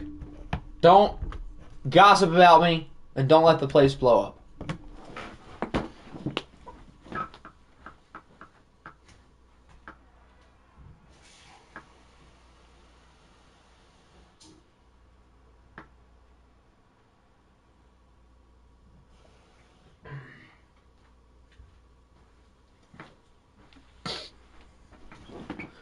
Alrighty, the stage is pretty clear here for the Mexico City Golden Eagles. If they win, they are in.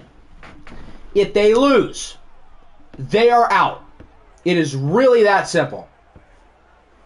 Hector has made the playoffs a bazillion times. He's never won a playoff game. Could we have the same route this year?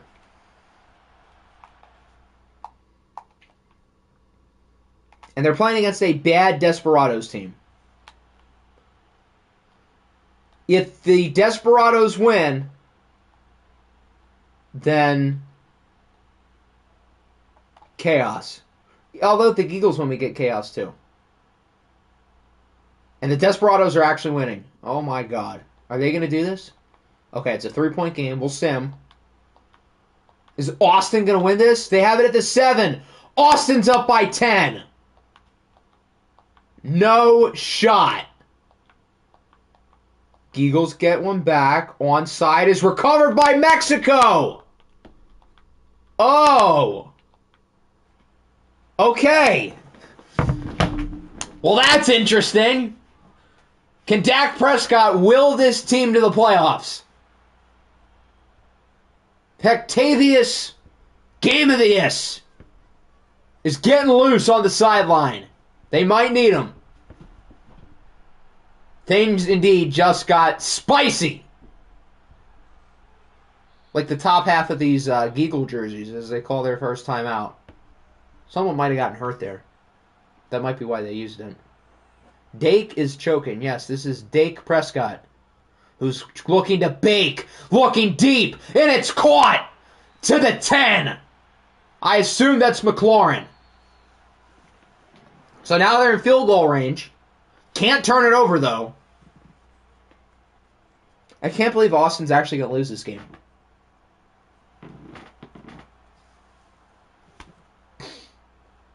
Here's Dak. Look short. He got it. That's a touchdown. Is that who I think it is? Did Greg Dortch... No, that's not Greg Dortch. Damn it. I thought that was Greg Dortch. That's Chigo Okonkwo with potentially the game-winning touchdown. I thought that was Greg Dortch. Because he looked kind of short and he's wearing 85. I thought that was Dortch. That would have been so poetic. But instead, it's Chigo Okonkwo to put the Geagles ahead by 4. And now it's up to Kyler Murray and the Desperados who need a touchdown. They have 3 timeouts. If it was Greg Dortch, I would have nutted to MP's. Dear God, thank goodness it was not Greg Dortch then. That's crazy. All right, so the Desperados have 22 seconds. Can they help the tank? Which, again, they don't even have their pick. Because that belongs to Buffalo. Or no, not... No, they do have their own pick. Do they? Which top pick do you have, SG? Is it the Desperados or... No, you have the Oilers. I'm silly. Never mind. Kyler on the run. Looking downfield. It's incomplete. I have Hector blocked on YouTube. That's probably good. With 10 seconds, I think we're looking at a Hail Mary at this point. 3rd and 10. This is it. This will be the last play of the game. Kyler wants it all. And it's incomplete. There is still a second, though. That was the longest second ever. How is there still time on the clock? One more Hail Mary. If the Geagles win, they're going to the playoffs. Kyler off his back foot. It's caught, but only at the 49. 471 yards for Kyler Murray and a loss. This game should not have been as close as it was.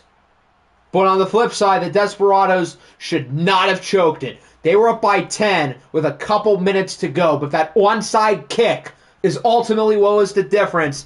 And the Mexico City Golden Eagles, who have made the playoffs in every single season of OFL 23, are back. Unless we have some stupid stuff with the EA tiebreakers. Kyler Murray threw a lot of yards. Dak was pretty solid as well, including a couple big drives down the stretch. Trey Lacey, the rookie, he has a real shot to win the Rookie of the Year. He has been very good. Who will get the free win against Mexico in the first round? What if we get Mexico and the Nighthawks? Could they both lose? Who would win that game? All right, let's go to the AFC. We haven't really talked about the AFC playoff picture too much. And we've got some notable games here. We will start with the Orbits and the Oilers. The Orbits have to win to stay alive. And if they win, they still need some other stuff to happen. Let's go Oilers. I don't like my chances here because the Oilers' best player is Tyler Linderbaum. But you never know. If the Desperados can almost beat the Eagles, the Oilers can beat the Orbits. Houston, I'm counting on you. Everybody else in the AFC wildcard picture is as well. Gives us a little less room for error. But if you want chaos, you should probably root for the Orbits. Okay. The Oilers are winning. Okay. Okay. Good. We're going to slow down. Come on, Houston. Finish it off. 2nd and 19. What the? Okay, I guess a penalty. 3rd and 15. They don't get it. Please don't kick. Oh, okay. Don't. I forgot they had Shrek. That makes sense. Why are we simming? We should probably hop in the game. What am I thinking? Alrighty. The Orbit season is on the... Why are their helmets black? They'd look so much better if they were blue. I think he's in bounds. Yep, that's a first down. The Orbits need a touchdown. A field goal's not going to do it. They need 7. Buford, you. It looked like he was in. I mean, that's only like 7 yards. Why waste time? Yeah, he dragged the toesies in. Good play. And they will give it to him. So the Orbits need 61 yards. They've got 1 timeout in their disposal. Another reason why I hope the Orbits don't score is so we don't have to watch the atrocity that is the Houston Oilers offense. Although Kevin Schosh is like... No, never mind. I was going to say he's kind of cool, but like, is he?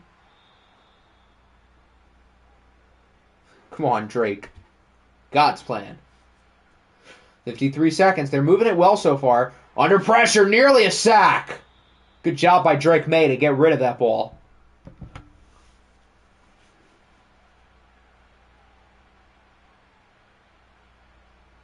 Down to 50 seconds. Drake's under more pressure. Get him! It's incomplete again. The Oilers' edge rushers are not making his life easy. The right end in particular. Would that be Dallas Turner? That probably is. 3rd and 10. This time he does have time to throw it. He wants it all. It's incomplete. And the Orbit season comes down to a 4th and 10.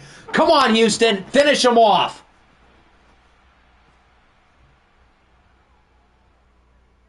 Throw it to the running back. No, he's going to throw it for the end zone. Broken up in the secondary. The Oilers get the job done. He was looking for Hollywood. It doesn't happen.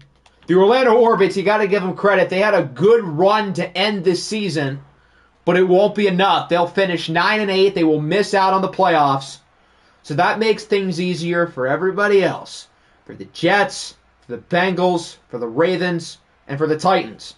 And now, only one of the, and I guess the Texans, of those 5 teams, only one of them will miss. And hopefully not the Bengals. Drake May was okay. Kevin Joshua was fine. He didn't turn the ball over. Nobody ran the ball well. Quentin Johnston had a good game, obviously. Of course he did. A lot of sacks. Brian Burns, 2.5. Derek Hall with 2. Oh, Dallas Turner got hurt, so that pressure was not from Turner. It probably was from Derek Hall at the end of the game. And then interceptions for Akeem Wright and Noah Igbenogany.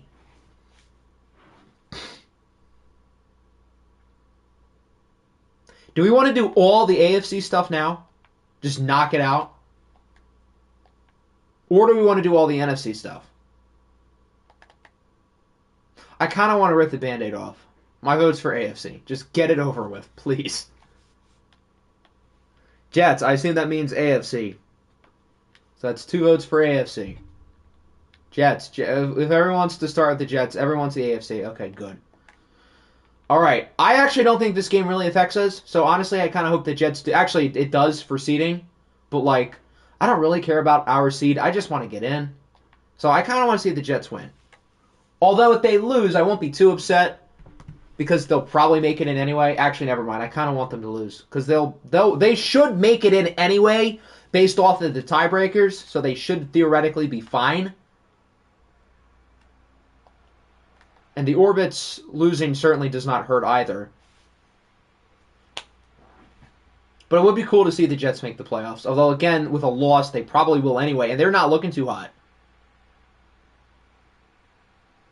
Not at all. All the AFC teams are losing. This is nice. Does this mean we're going to lose too? Although I guess if everybody, including us, loses, that's fine.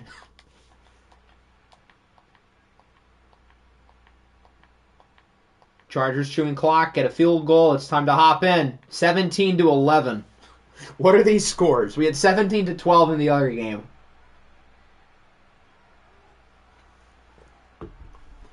Even though the Jets probably make the playoffs with a loss anyway, I'm sure they would love to clinch it themselves.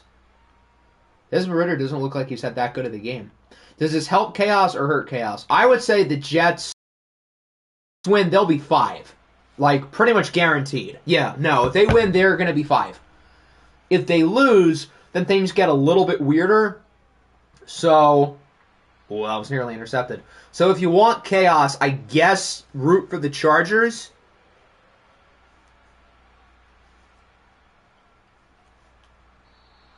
Throws the screen into the ground. I say you go for it. Yeah. Why not? 4th and 5. You have it at the 30. Ritter's under pressure. He's going downfield, and it's caught! CeeDee Lamb tells the defenders to CeeDee's nuts. Down at the 40. That was a ballsy play call and a ballsy throw, and it works. Tipped, boink, boink, incomplete. Should have been picked. Jets have all 3 timeouts. Time should not be an issue for them. There's no excuse not to score. There's Breece Hall. Out of bounds with a first down.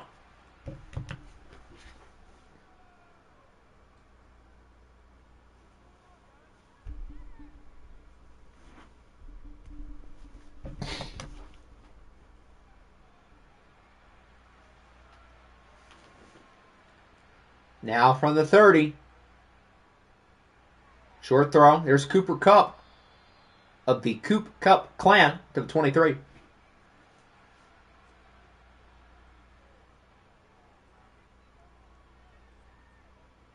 Ridder dances around. Incomplete. Little Jaw legacy game. 3rd and 3. What do you got here, Ridder? First down. They're getting closer and closer at the 15. Ridder goes short. That's fine. Time's, again, not an issue. You can start calling those timeouts, though, just to be careful. Yeah. Now from the 7. 31 seconds. Ridder's got it!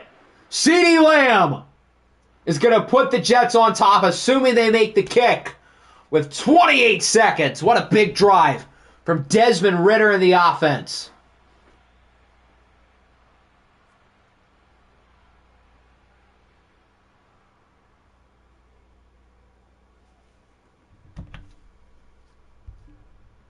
It would be so funny if they missed it, but, like, kickers don't miss extra points in this game. Or at least they don't in Watched. They can in Sim or Simcast, but not in Watched. Now the Chargers are not out of it. They have all 3 timeouts, and all they need is a field goal. With 25 seconds, let's see what the new Charger quarterback, Trevor Lawrence, can do. Last year he was winning championships. This year he's was not exactly winning championships anymore. He's playing for the Chargers. Quite the stark difference. Trevor off his back foot on the first play at the drive. It's caught at the 38. And Trevor's in the zone. Oh boy, this got interesting, folks. This got real interesting real quick. And now they're going to start running the ball. Why not? Get yourselves a little closer field goal range without doing anything stupid.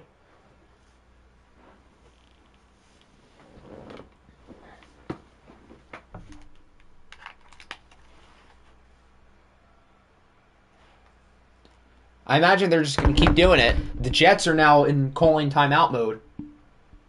There's a first down for Alvin Kamara. And the Chargers are calling timeout, so they just got to kick now. Yeah. I would have waited to call the timeout, but whatever. The Chargers have a superstar kicker, so I'm going to assume it's good. And it is from 43. The San Diego Chargers take the lead with 6 seconds. The Chargers' record is not good. They have either 4 wins or 5 wins. I don't remember, but it's not many. Fumble! There's your ball game. The Jets aren't even going to run another play. It doesn't even matter that it was a fumble because the clock is at 0 anyway. So the San Diego Chargers beat the Jets New York probably is still going to make the playoffs, but they don't fully control their own fate. It would be a lot easier for them if the Bengals lose, if the Ravens lose, and if the Titans lose. If one of those three teams loses, they're still good. And if all three of them win, then the Jets should still have the tiebreaker to get one of the wild card spots. Although if we win, we would be ahead of the Jets anyway. So,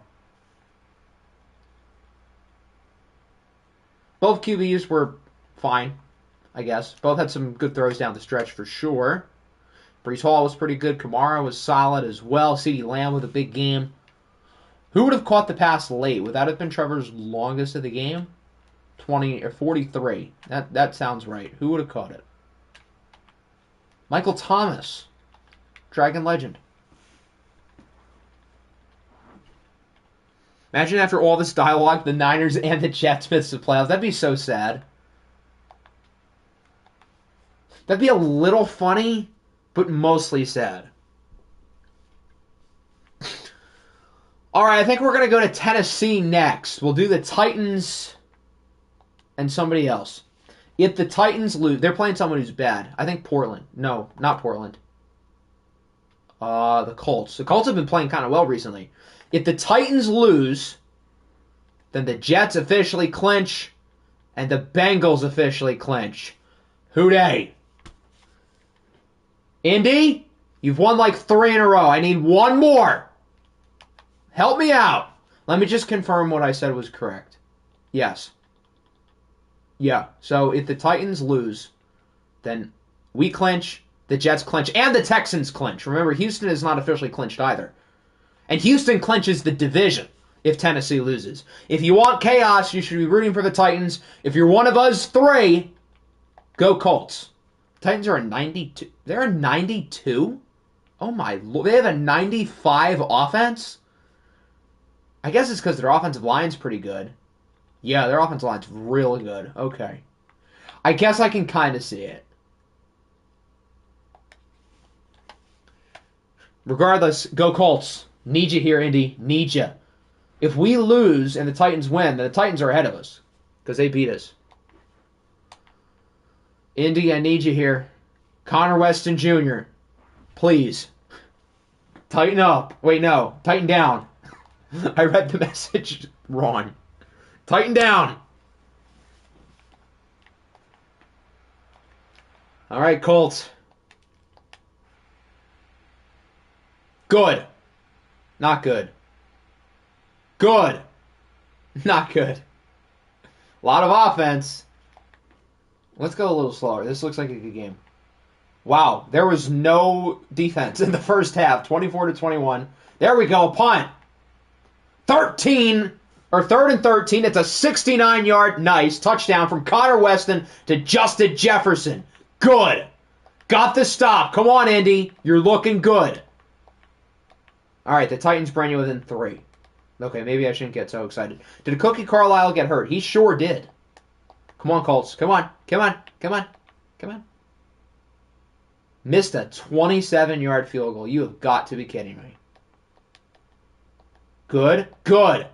Titans don't get the first down, but the Colts are moving backwards. I think we should probably hop in now. There's 4 minutes. It's a 3-point game, and the Titans have the ball. Defense, I beg. Please. The Texans, Jets, and Bengals beg. All right, not a bad start. Let's keep it going, guys. Let's keep it going.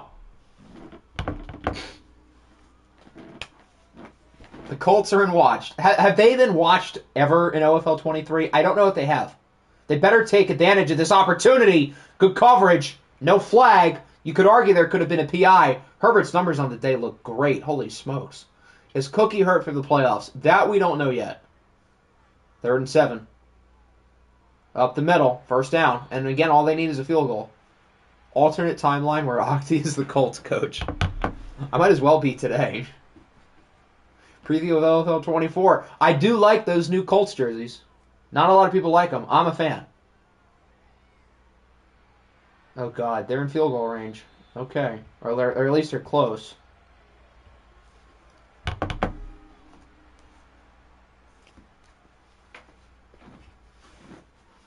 Alternate timeline where Apple sells all the Colts pieces. Why is he so wide open? Wasn't that like when we played the Titans early in the year when we just chose not to cover them? That was fun.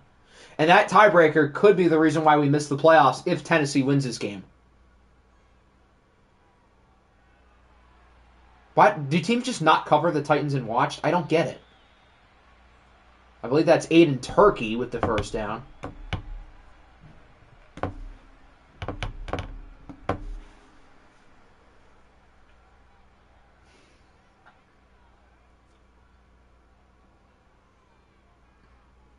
Short throw.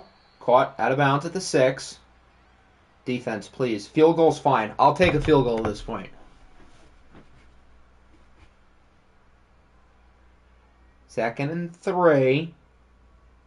Herbert, end zone, touchdown. The Titans take the lead. It's Rod God, Chris Godwin, another Bengal legend. Remember that? Hooday, with 2:05 on the clock. Oh, God. I'm drinking the Titans Kool-Aid if they make the playoffs. You're asking yourself for disappointment. Covering. Never heard of that concept. Not against this team. I'm excited to watch Connor Weston Jr. in a high-leverage drive. If nothing else, I would have rather they gotten the stop. But at least we get to see what this talented quarterback can do with pretty good field position. Oh, I thought that's a fumble. My heart dropped when I saw the red bar. I thought that was a fumble. Thank God.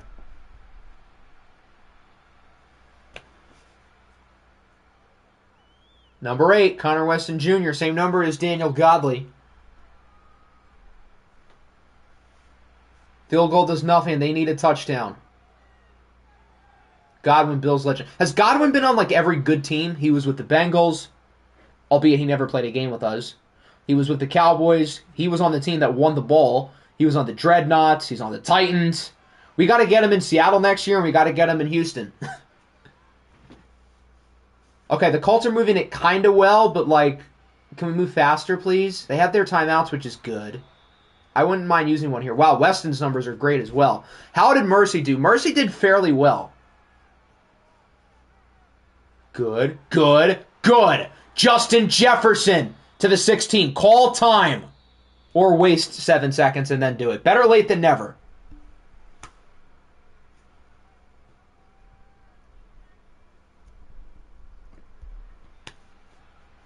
"31 seconds from the 16. Connor,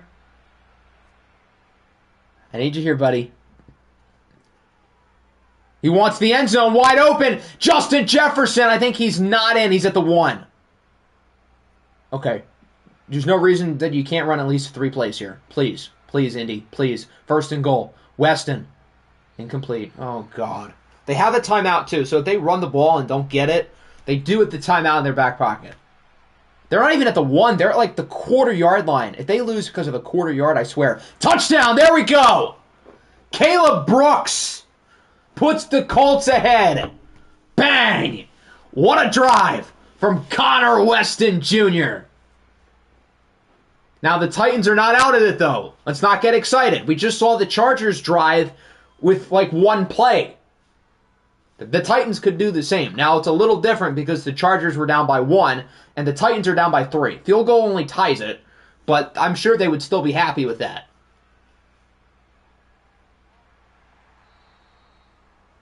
Defense, please, please, please. The Texans, Jets, and Bengals are counting on you.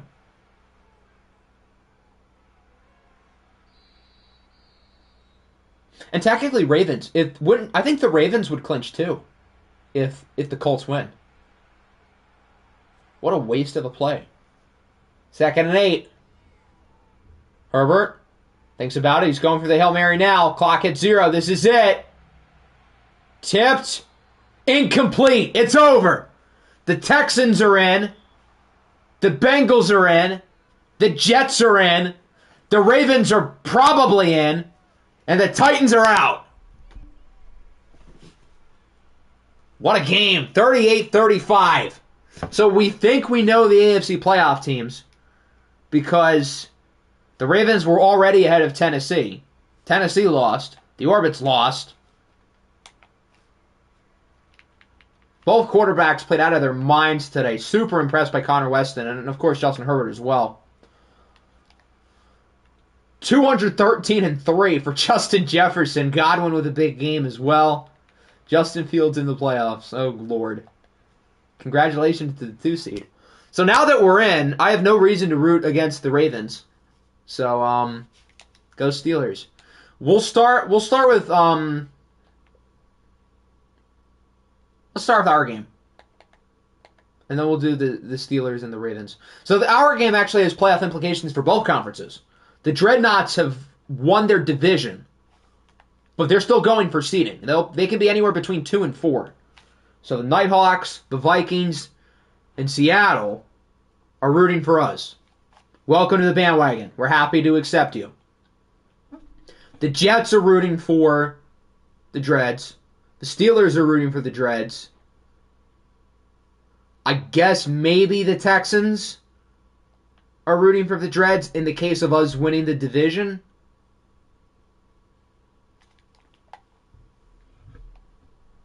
All right, so it's not as stressful of a game as the Bengals were expecting because now we know the Bengals, no matter what, will be going to the playoffs.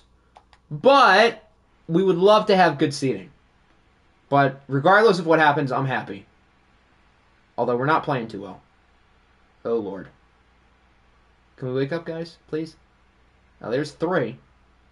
Okay, we only missed the kick. Okay, now we actually are kind of doing something here. We might take the lead. There we go. We missed the 2. So we're up by 1. Dreads are moving it. Dreads are struggling. Dreads kick. I think we hop in now. 4.5 to go. We have not watched the Bengals win a game this year. Let's see what Daniel Godley can do prior to his first OFL playoff game. All we need is a field goal. How are the numbers? Unexciting. Hasn't turned it over, though.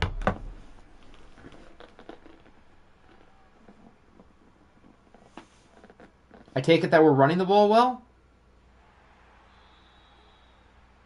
We're not... How have we ran less than 30 plays? How has Josh Jacobs gotten the ball 5 times? Did he get hurt?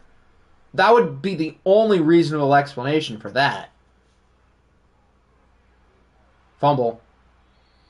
Okay, good. That could have been not ideal. Hunter Long is hurt. Hunter Long was kind of the dog in the first 2 watch games with the Bengals. As Danielle Hunter's in the zone. That's not good. 2nd and 11. Godley is an open man. It's Josh Jacobs to the 47. Good.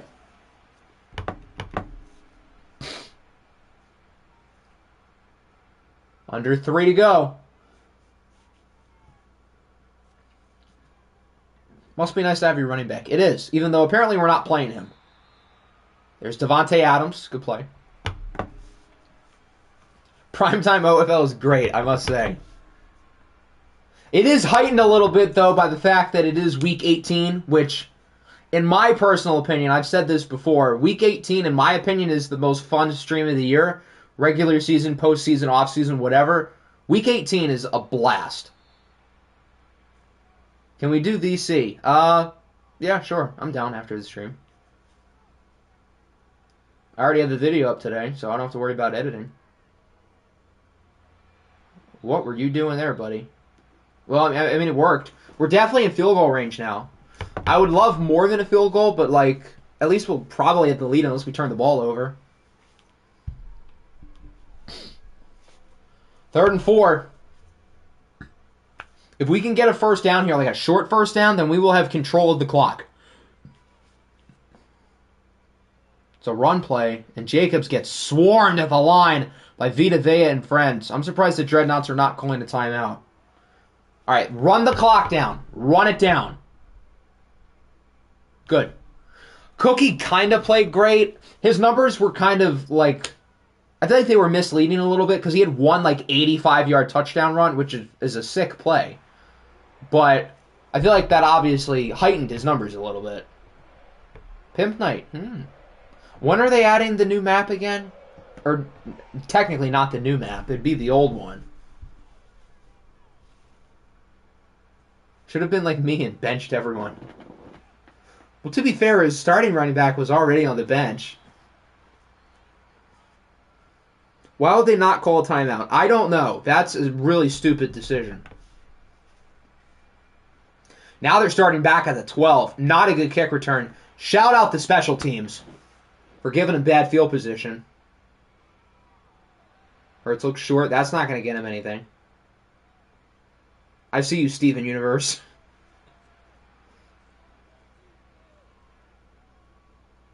Jalen Hurts on the run. It's intercepted! Patrick Surtain picks him off. And if all goes well, that should just about do it.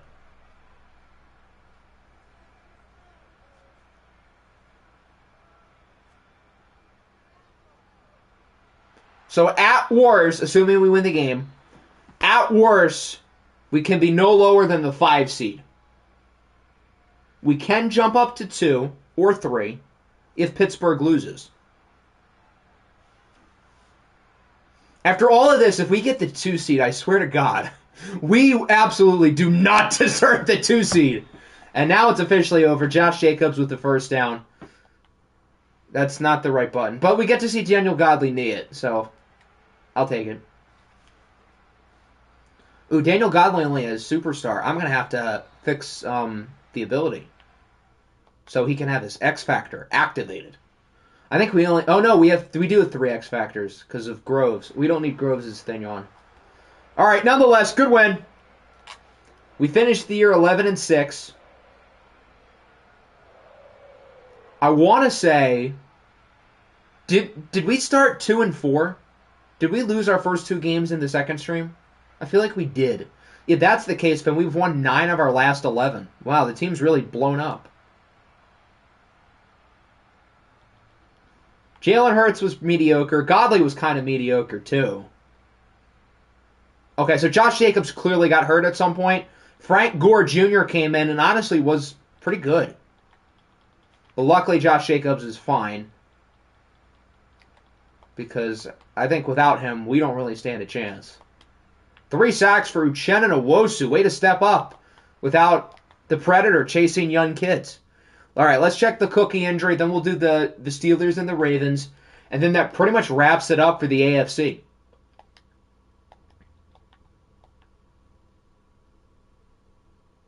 What happened to DC during the stream? You might be onto something. Okay, Cookie pulled his groin. He'll be out for the divisional round, but he will be back if you guys advance to the conference championship. So, I guess Rachaad White or A.J. Dillon would start the divisional game. Cookie would start the conference championship if you win. And then Jonathan Taylor would start in the bowl if you win. Alright, this is the last relevant AFC game, right? Yeah. Yes, it is. Alright, we'll use the Steelers. And Isaiah Thomas we trust. I don't know if I trust him. I don't know if I want to trust him.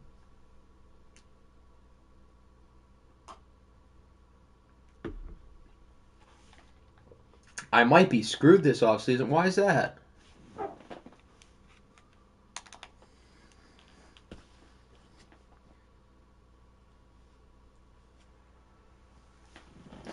All right, so the Ravens are basically in with the Titans and Orbits, both surprisingly losing. But I'm sure they would love to win just to make sure of it. As for the Pittsburgh Steelers, they clinch the division with a win. If they lose, they will only be the 5 seed, and the Bengals would presumably clinch the division. Go Ravens. Everything's gone perfect for us today. Let's finish off with the clean sweep. Actually, no, the sweep would be Houston losing too because of seeding. Looks like a good game. A lot of offense. Ravens on top. Ravens extend the lead. Okay, we'll go a little slower. Can the Steelers tie it? 4th and goal. Thrown away on 4th down. Hayden Callaway just pulled a Mac Jones and threw it away on 4th down. Is that seriously how the Bengals are going to win the division? You're damn right it is. So I will double check the tiebreakers, but this should mean that the Bengals have won the AFC North. Very undeservedly. But I am not complaining. Now, the Steelers are still going to be a playoff team. They'll still be 5. Which, again, we'll confirm. Justin Fields. Hello. Wow, he played well. Hayden Callaway was kind of good, too, minus the fact that he did an oopsies. At least, unlike Mac Jones, it wasn't in a playoff game.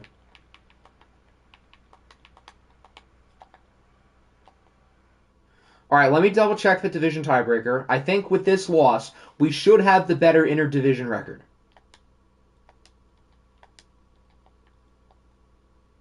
Right? Please? Show me the money. Show me the money.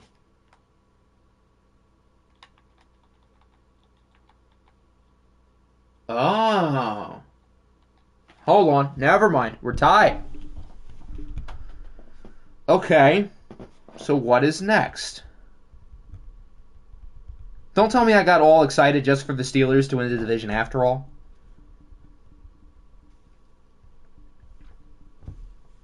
Check, the playoff picture won't be updated. It'll still have the Steelers at 2.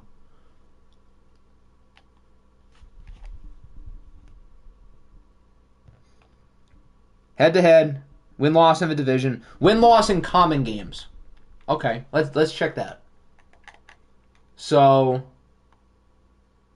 we played against, which divisions? We played the AFC South, and we played the NFC South, along with, obviously, the AFC North.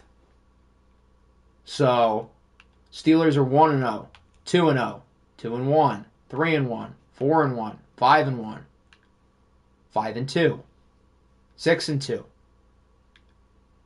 I don't like our chances here. 7-2, 8-2, 9-2, 10-2, 10-3, 10-4. That's not good. Bengals 0-1. No, that one's not it. 1-1, 1-2, 2-2, 2-3, 3-3, 4-3, 5-3, 6-3, 7-3, 7-4, 7-5. God damn it. 8-5, 9-5. So the Steelers should still win the division after all. You've got to be kidding me. So in that case, we got all riled up for nothing. So the Bengals are going to be 5. And the Steelers will be 2 or 3 based on what happens with them and the Texans. I got excited for nothing. I'm sad.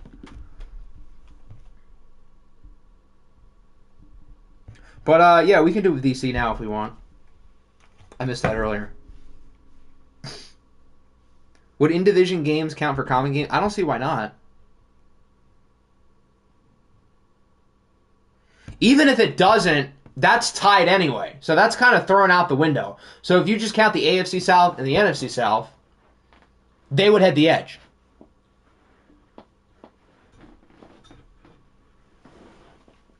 So unless I miscounted, the Steelers should still win the division. Why can't this game just say they've clinched already? Why do we have to make it suspenseful?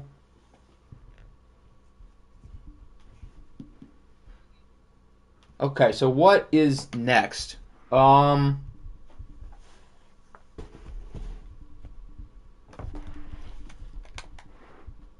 we want to start with the watch game with the Texans and the Commies?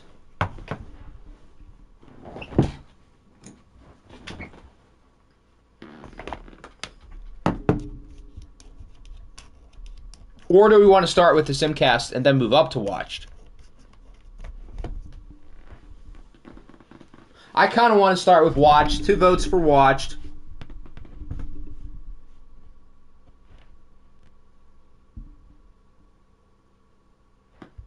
Can I fix Holman's X Factor? I sure can.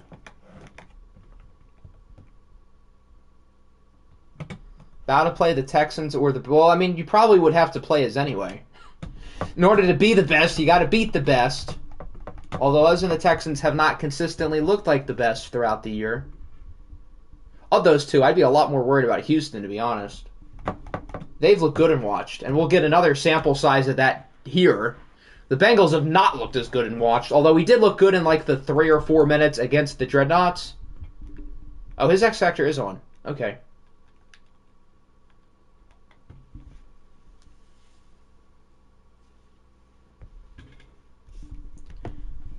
But, yeah, I'll be joining VC now. Just a disclaimer, for those of you who are not in VC, I'm not talking to air, I am talking to real humans, and anybody else who would like to join is welcome. I'm not, like, a crackhead, okay? Let's please get it straight.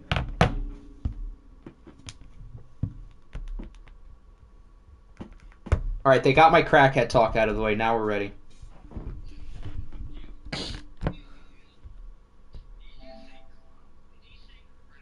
I did. Random number lands on 1. So I think that means we have to switch over to the Texans. Octi is insane. Facts. Imagine not being clinched.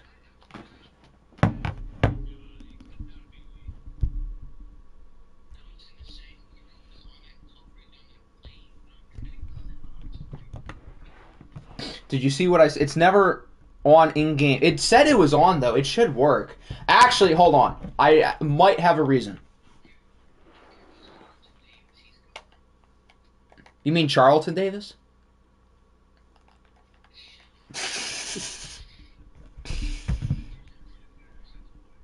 That's true. Okay, let's see.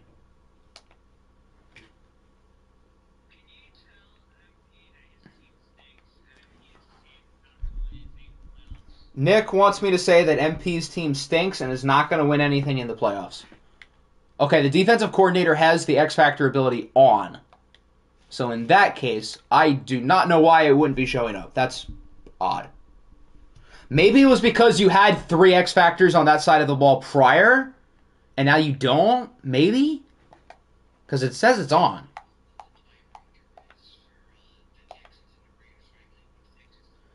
Texans and Raiders. That's a great question. I don't think they would have played each other. The Raiders won. So if the Texans lose. Oh, they did play. Houston won. Did they play the Steelers? They did. Oh, obviously we saw that game.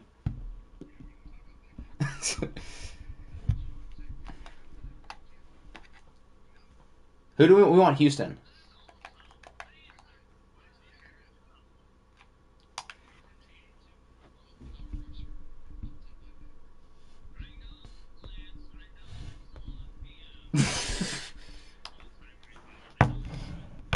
It's untraditional, but it is time. All right, so we can pick the Texans jerseys, and MP can pick the Commies. Hail to the Commies. All right, gentlemen, how do we want to design what we're doing with the Texans? All blacks. Well, MP just wanted all. We can do white versus black.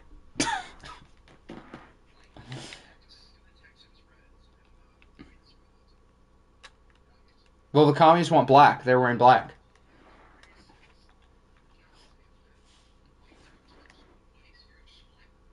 Do we want red, blue, or white? I don't know what that is.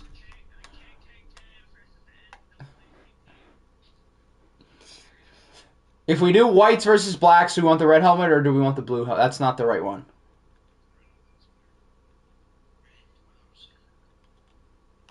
Alright, the VC wants red. Does everybody else like red? Where? Why can't I find it? What in the hell? Okay, hold on. I got it. There we go. Now we got it.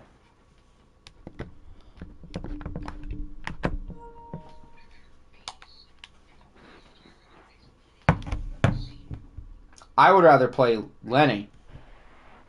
The Texans scare me.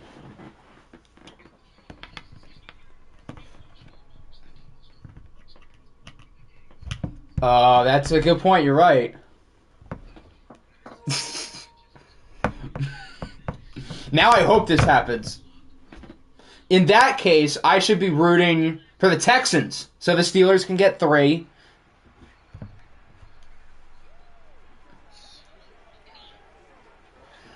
So the Texans have already had a pretty good day today. They've clinched their division. Now it's time to get the 2 seed. But they've got to play against the Commies team who's fighting for a playoff spot, and if they win, they're in for good. If they lose, then I think they're out for good because the Cougars beat them twice.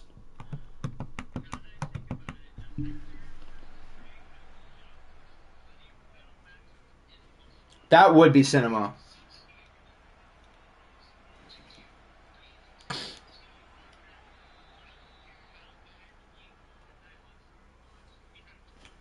Let's see what Macaroni and Cheese Man can do. He's had his ups and downs, but in the biggest game of his year, he's thrown 48 touchdowns. My God, he's going to have 50 and 5,000 yards probably. That's a lot. I couldn't tell you. I run a 3-4. Yeah, the Steelers is a very good, well-known 4-3 playbook. Definitely. Definitely. Ooh, Najee Harris on the first play. Wow, that's a better run than we saw in the first watch game. I thought he was going to get more, but 11 works too. Well-known wide receiver, Najee Harris.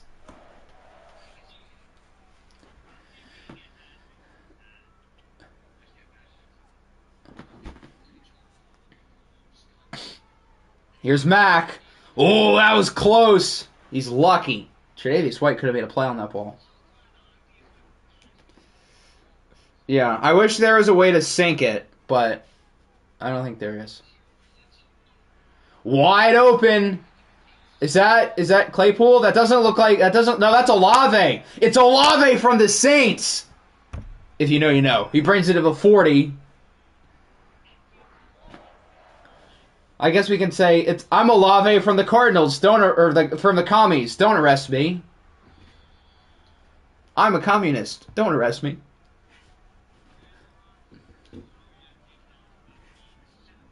No, it's not. Mac did the thing. Mac did the thing. He threw it away. At least it wasn't on 4th down. Jesus Christ. 3rd and 10. Mac downfield. It's intercepted. Is that Chauncey?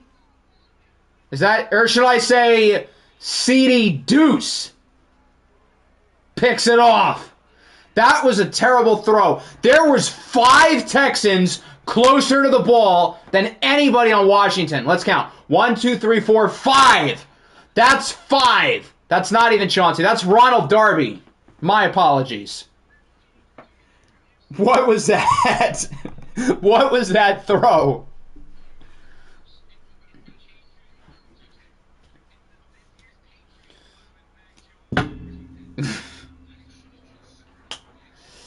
He would have been better off throwing it away.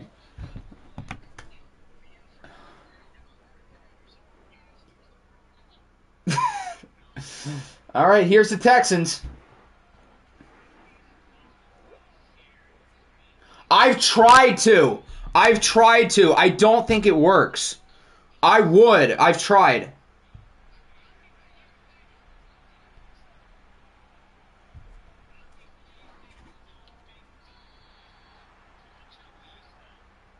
Oh, I said that I've tried to share it. It like doesn't work. I don't know how to do it, but I've tried.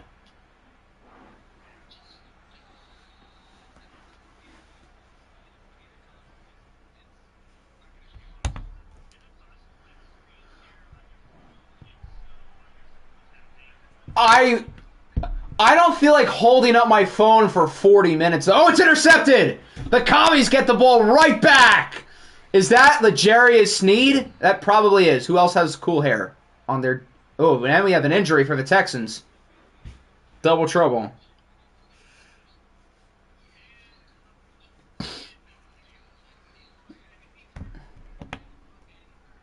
So both drives end off in an interception. Quite the start.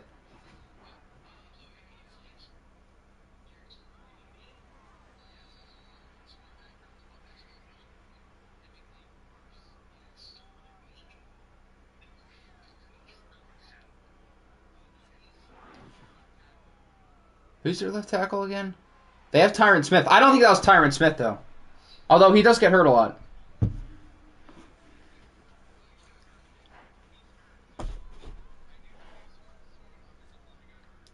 Washington's looking pretty good so far. Here's Najee. That might be the most impressive gain of 9 I've ever seen. He, flung himself forward for, half of the yardage.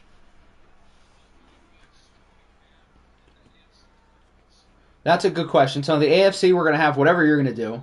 We'll have Sean Tucker, Breece Hall, Josh Jacobs, Justin Fields / DeAndre Swift, Kelvin Pinkney, and Travion Henderson.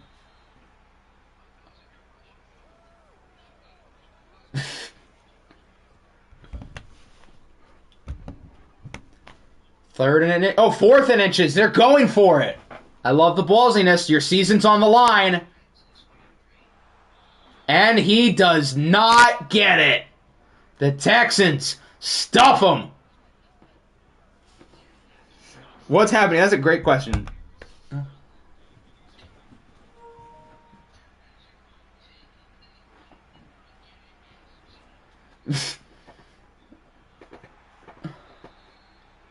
Here, I'm trying to find something that I can hold up. Oh, guys, it's time. It's time. I don't know who's watching the baseball game, but it's time. If you know, you know. It's time. Who wants to say the line?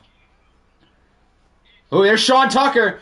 It's time. It's so much time that I didn't even notice a nice Sean Tucker run. I'm sad. It's time for Paul Sewald to pitch. That is how you say his name.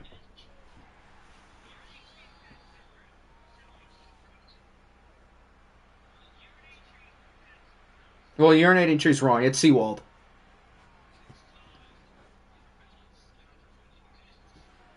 There's Zach Lawler, potential Offensive Player of the Year candidate to the 14. Texans are getting close. Yes, they're at the 14.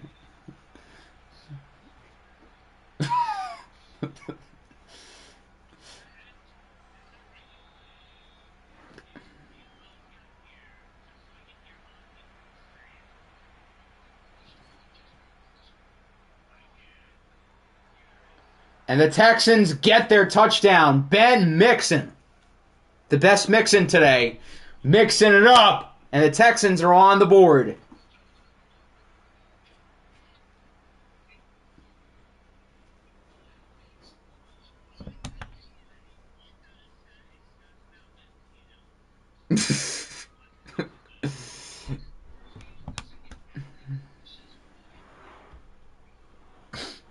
Well, there wasn't anything exciting to say because that game wasn't very exciting. It was ugly. It was just a Big Ten West game. It's like I'm watching Iowa and Nebraska.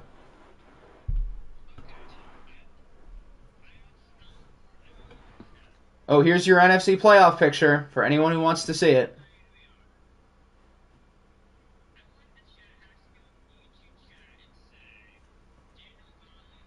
I'm not saying that. Hold on. It's a frog. No, I'm doing that. There we go.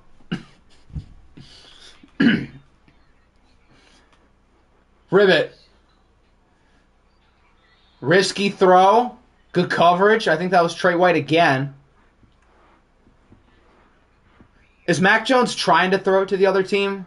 That's like 3 risky plays. Daniel Godley's Kermit the Frog. Here's a first down. Najee Harris, well-known wide receiver, to wrap up the first quarter. Paul Sewald, disaster class. That ball was crushed, too. My goodness. I'm sad. Good use of the sound effect.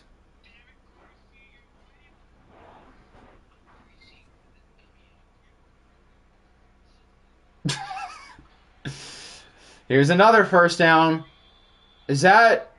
Who's 19? Is that Claypool? That doesn't look like his hair. Oh, it's Kayshon Butte. I forgot they had him.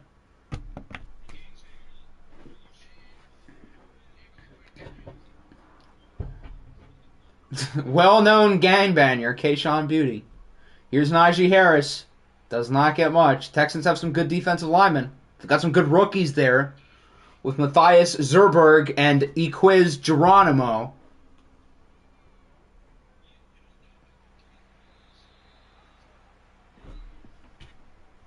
It is not time for Paul Sewald to pitch. It is time for me to be sad. Paul Sewald is now a historic World Series choker. And is Najee Harris, not Najee Harris, Brandon Ayuk can bounce. He very clearly is. What a waste of the challenge.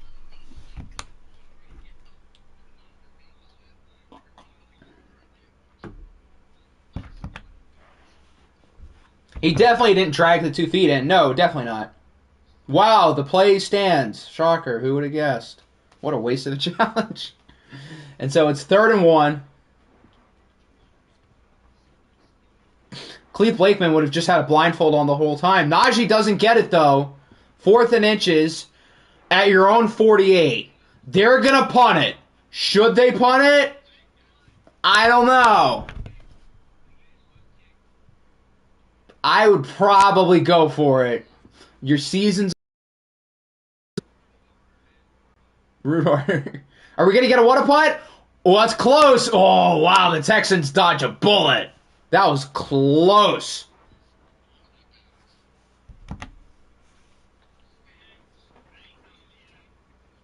That was a good kick, but just a couple yards too much. That sounds like a good idea. Give Sean Tucker the ball and get out of the way. That's not Sean Tucker. That is Mixon, who scored on the last drive. Whatever Mixon would it be? They don't have Joe Mixon. We already saw him. There's not enough. If I say Mixon, just know I'm talking about Ben. Okay? Richard Mixon. That's who I'm talking about. Yes. I'm not answering that question. Here's Sean Tucker. Powers his way for the first down.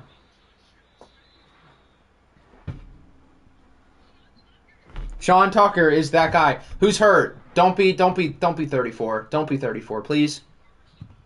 Don't be 30. That's not 34. That is Ronnie Harrison. Okay. I didn't see who got hurt. That's how you saw it before me. Here's a screen, and the screen doesn't work. Who would have seen that one coming? I wasn't looking at that exact moment. Here's Sean Tucker. Another broken tackle. Another first down.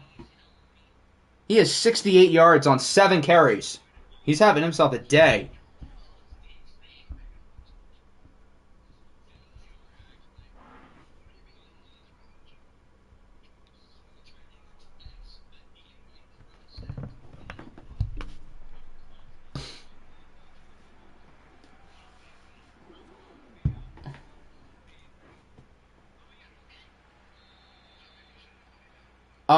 He was not in bounds. How is that a catch? I don't think he got one in. Are they going to review this too? No. I don't think he was. Obviously, I didn't get a close look, but that did not look like he was in bounds.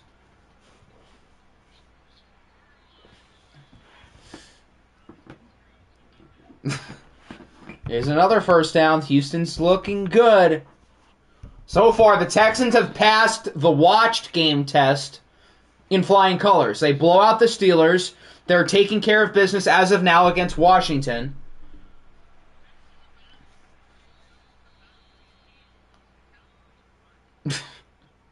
Oh, yeah, you're right. Good luck to everybody. I'm the playoffs. You're the playoffs? I'm Octi. Good to meet you. Oh, Zach Lawler's hurt? I wasn't looking again. Sorry. Screen. Shocker, it does not work. I'm trying. I have 5 voices in my ear. Don't get mad. Lamar on the run. I don't think he got it. Nope. I think he just got a kick here. Make it a 2-score game. Good tackle, though, by Jeremiah Owusu Koromoa.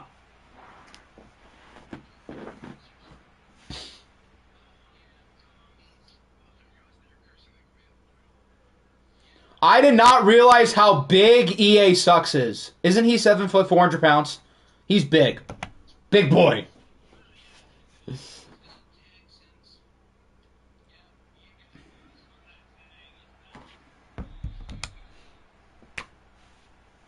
Hello, Denmark. Have you blown up any orphanages within the last 24 hours? I didn't hear what you said. Oh, the caboose on that thing, as in EA Sucks the kicker, is massive.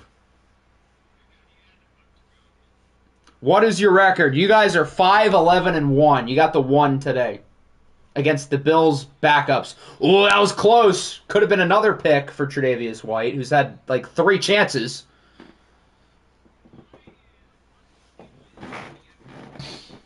Austin Hedges' walk-off in the World Series would feed families. But not against Paul Sewald. Never mind. Oh, wide open! There goes the Commies! They're back in the game! It's Olave from the Saints! Who takes it all the way? Hi, I'm Olave from the Saints. Don't arrest me. If the Texans' defensive backs were the cops, they're not catching him going 70 and a 35.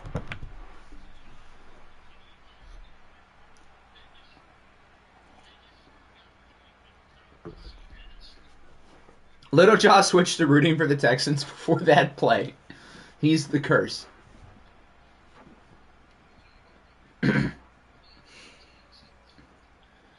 So Washington's back in a game. It was a rough quarter and a half, but could that big play spark some much-needed energy in life? Who gets the ball at half? That's a great question. The Texans do. Jenks. Congrats on 20 subs on the hub. Who are you congratulating? Not me. Not me. Sean Tucker's in the zone. That's significant. I wish.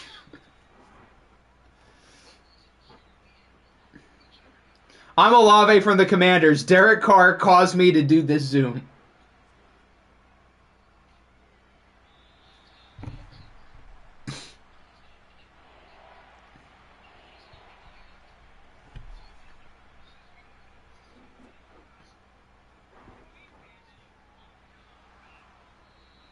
The Cowboys are 16-1. Yes. Can we banish Little John at the YouTube chat? That sounds like a productive idea.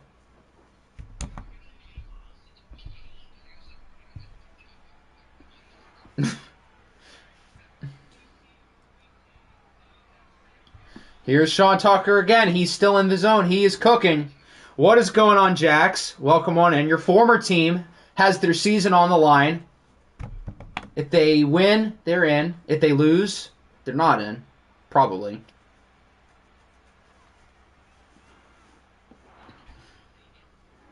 The Commies were in before this, yes. Here's Lamar. Good run. Jukes out the defender. Gains 20. And that'll bring us to the 2-minute warning. The Texans weren't in before the day, but they clinched on other teams losing. So they're playing for seeding right now. If they win, they'll be 2. If they lose, they'll be 3.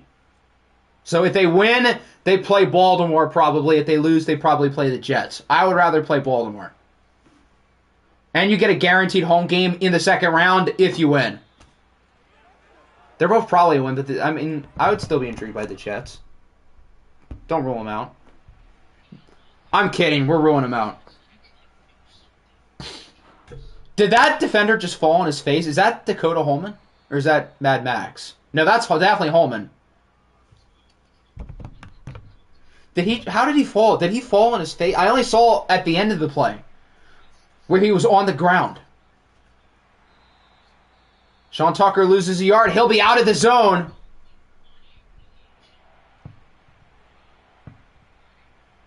Oh, no, he's not out of the zone. How does he get out of the zone then? That's weird. Whatever. 3rd and 8. Lamar under pressure. Incomplete. That's a good answer. Yeah, okay. I'll give you that.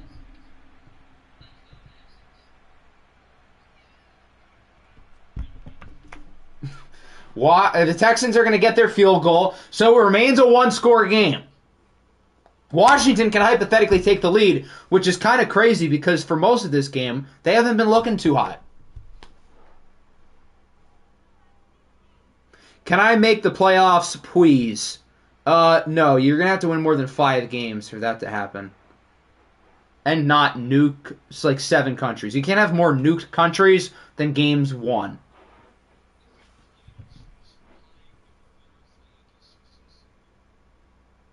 Look at the caboose on that thing.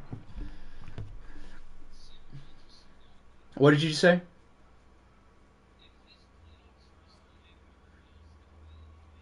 If this is from SG, never mind. It's not from SG. I'm taking the credit.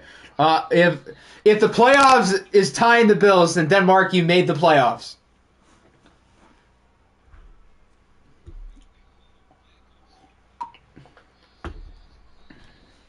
Washington's not doing much of anything yet. Big 3rd and 7. This is a huge play because, again, they don't start with the ball in the second half. So I feel like you have to do something here. Mac Jones under pressure, hit by Gary, and he throws it away. Leave it to Mac to throw it away on a huge passing down. Where have I seen that before? Maybe if there was 2 seconds and not 32. I don't think it works like that. The clock stops. So now the Texans are in a good spot. They get a 2-for-1, and they already had the lead. Now they only have 27 seconds and a timeout, so their chances here are not exactly high. But when you get chunk plays of 25, not a bad start. Now he's inbound, so they're going to have to burn that timeout. Which with Madden clock management is basically a death sentence. So that'll end the first half. Who is this S. Hanna guy, and why is he kind of the dog?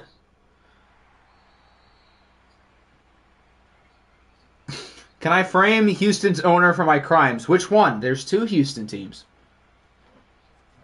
Are they running the ball? Why? Oh, because they have Sean Tucker. Well, he does nothing, and that'll wrap up the first half. Once they called the timeout, was the death sentence for this first half. Still, the Texans look pretty good. They lead 13-7. Again, if Washington wins, they're in. If they lose, they should be out. Although we kind of had a new set of tiebreakers. I know they wouldn't be ahead of the Cougars. We would have to check, but chances are they probably would be out. Hey, look, it's Bears. All right, into the second half. Big drive. Washington needs a stop. Bad.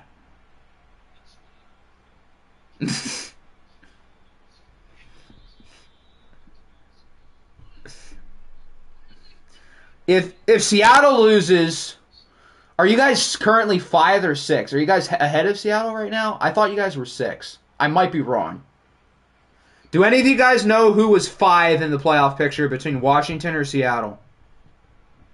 Oh, here's Sean Tucker. Good start. Okay, so if it is Washington who would be 5, then Seattle losing, then Washington should still be ahead. Okay. Then yeah.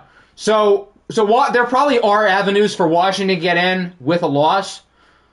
If let's say Washington and Seattle both lose. So you have Washington at 10 wins, Seattle at 10 wins, the Niners at 10 wins, the Cougars at 10 wins, the Geagles at 10 wins. The Cougars have the tiebreaker over the Commies, but there might be other head-to-head tiebreakers that also are enforced. If you go to conference record, I'm pretty sure the Geagles out of those teams are probably first. So I would feel good about them. What about what? Boys just want to stop in and see you. Let's go, Washington. Good to have you stop in. And we'll see if your former team can make a comeback.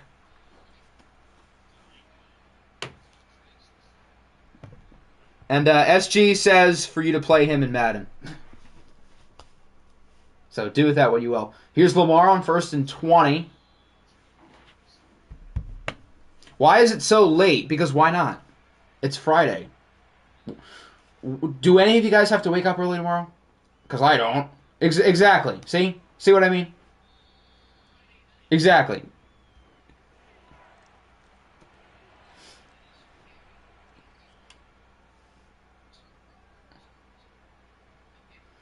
Lamar off his back foot, throws it away. The commies get the stop. Okay. They had a 2-for-1 and did not score on either drive. That's a big deal. Probably not. No. They're pretty much out.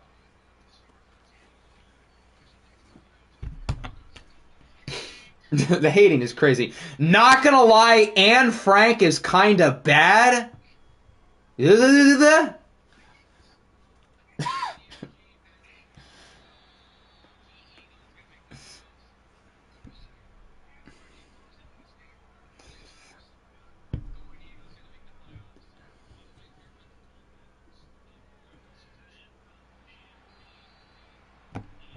3rd and 2. This is a big play. Put Denmark on a list. Hold on. Why don't I do some of my own research to figure out if he's cooked? Oh, here's a big play. Is this Olave from the Saints again? Yes, it is. This time it's 59 yards. He's still going 70 and a 35. Oh, Anne Frank died at 16. Okay, I'm not allowed to speak. I feel like the Texans have been considerably better here, but Washington has the lead. 2 huge plays for Chris Olave. If I were Anne Frank, I wouldn't have let myself get caught. This is a joke and I'm Jewish. Oh my God.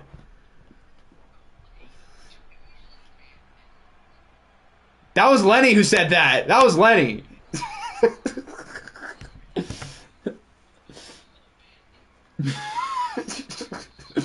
She should have gotten a better hiding spot. It's not her fault she can't see or hear or do just about anything.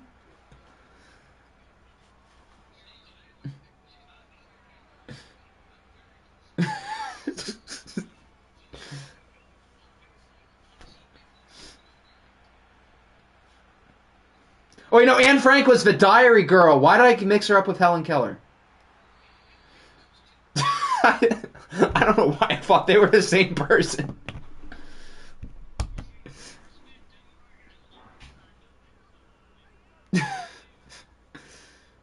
She hid behind a bookshelf. How skinny was, like, the distance between the bookshelf and the wall? I mean, if she's, like, stuck in those camps, she probably didn't get to eat a lot. So she probably would have been pretty skinny. That sounds really weird out of context.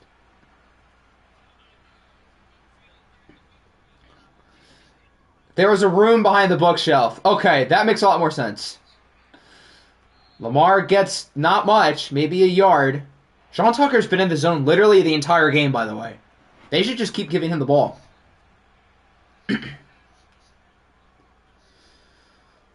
Lamar misfires. He had Tucker open on the wheel route. Lamar's been kind of mediocre today.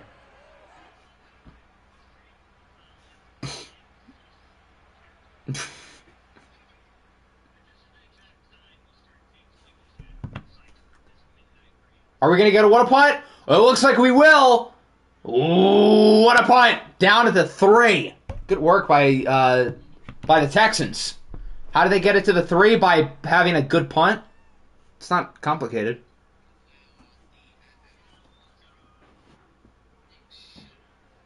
What do you think? Do you think the Washington returner caught it at like the 15 and ran backwards? I would hope not. So Washington's in safety territory, but gaining 3 on the first play opens up the field, and now they get the first down. Brandon Ayuk to the 24.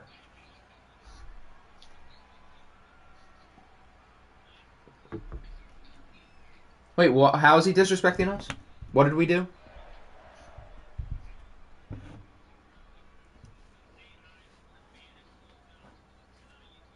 Aye. Mack is going to go deep again, and it is caught at the 28. What a catch by Brandon Ayuk. These receivers are making so many plays. The Olave touchdowns were really all on Olave, but this was also a ridiculous throw. And obviously a great catch as well by PFF's number 2 graded receiver, Brandon Ayuk. I can push an agenda. You're absolutely right, and I will push an agenda.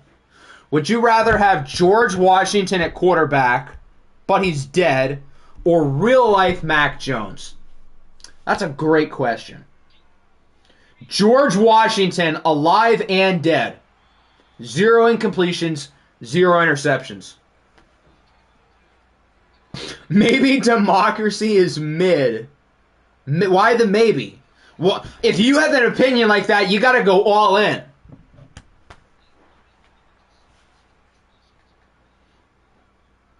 No, he would not. Little John, you got a point. Mack is in the zone, deservedly so after that big throw. There's Ayuk to the 2. This game is like flipped on its head. The Texans were dominant for a quarter and a half. Washington gets a couple of big plays. They finally show signs of life, and here they are. That is an all-time moment. That'll never not be funny. Not really. I mean, that's not an egregious take. We would probably have to think about that. Maybe Anne Frank is not bad. Yeah, Anne Frank was 16. Well, I guess that's not weird for you because you're a child, but like...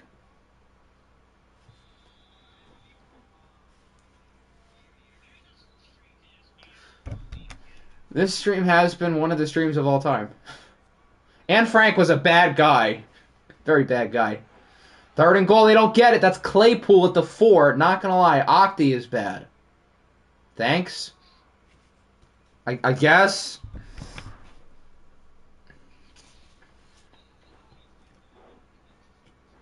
Yeah, now that I'm realizing it, instead of thanks question mark, it should be that's weird exclamation point. Bad dog. Okay.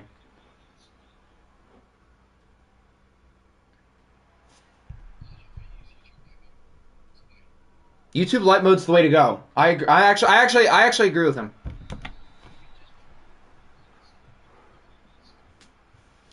YouTube light mode, Twitter light mode, Discord dark mode. That's the correct combination.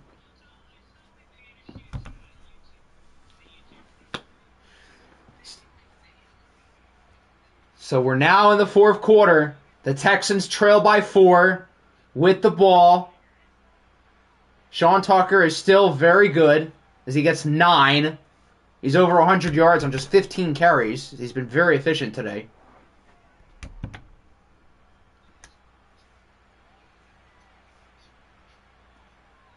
They're going to find him talking about Anne Frank and communism. Here's Sean Tucker again. Gets 7 more. If they just run the ball, they could really march it down their throats. Now, the commies, you'd think, they have plenty of talent in that front 7.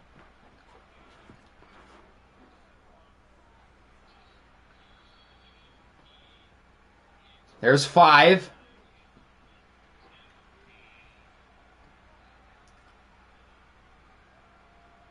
Is there a way for Sean Tucker to be taken out of the zone? I mean, it's been literally the whole game. I don't know how that happens. There's George Kittle. Front 4 isn't good. Yeah, but you guys also have Holman. Aren't your defensive tackles, like, good enough? Obviously, Aaron Donald's not there anymore. And then the linebackers are cool. There's Sean Tucker again. Another first down.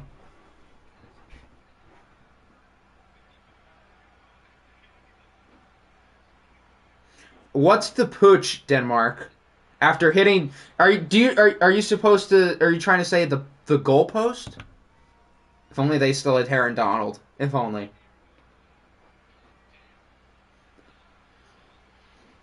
He is an interesting fella. Less than 6 minutes to go. Clock is ticking. I feel like the Commies should be the team in white with like the reddish helmets, and then the Texans should be the team in dark. My mind's been tripped up like 5 times today. It doesn't feel right. Hear me out. Tax the rich. Didn't you just say democracy was mid 2 minutes ago?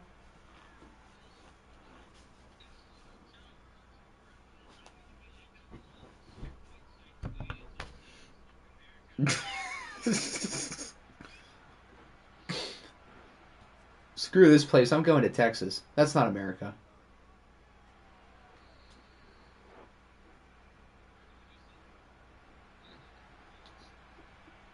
Halfway through the fourth quarter, the Texans are really using up time of possession here. Lamar Jackson's in the zone. Sean Tucker loses a yard, though. Does this take him out? I think that's Mad Max. That's not Mad Max. That's JOK again.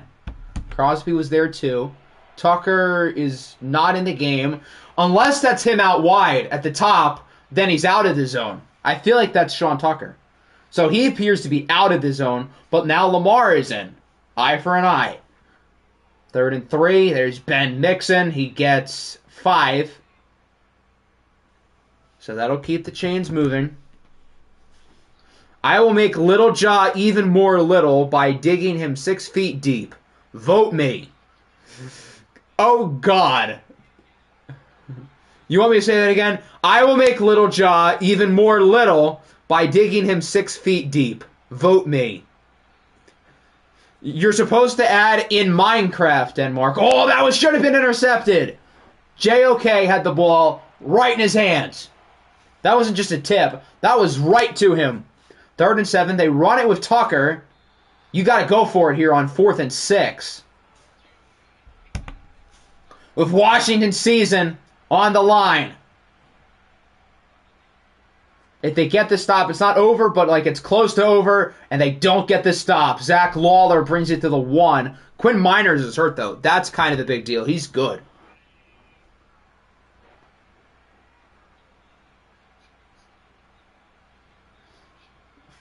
From the 1. Lamar got it. That's a touchdown. Ben Mixon, number 2. I'll put Denmark in the best prison on earth, a single prison made for him with 1,000 guards. Honestly, if I was him, I would rather be in a prison without other cellmates and a bunch of guards than a bunch of criminals. That way no one can, like, assault me.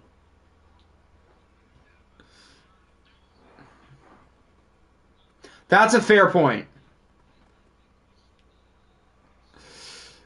I will put Little Jaw on a stake and pose it as hollow. Okay, Jesus Christ. Well, let's get back. Let's get back to the game. Washington's going to start at the 15. They have 2 minutes, 2 minutes and 5 seconds. So they have the 2-minute warning, and 3 timeouts. Mac Jones legacy drive, and all they need is a field goal to tie the game.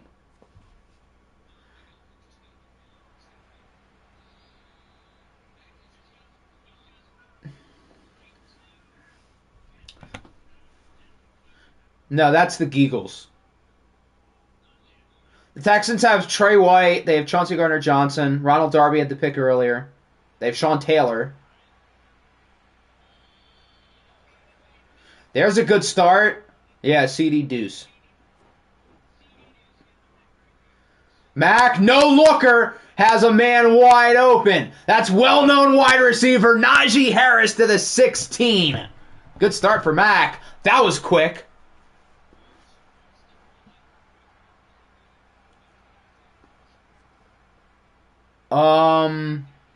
I would say maybe like, I guess your Austin Eckler's of the world.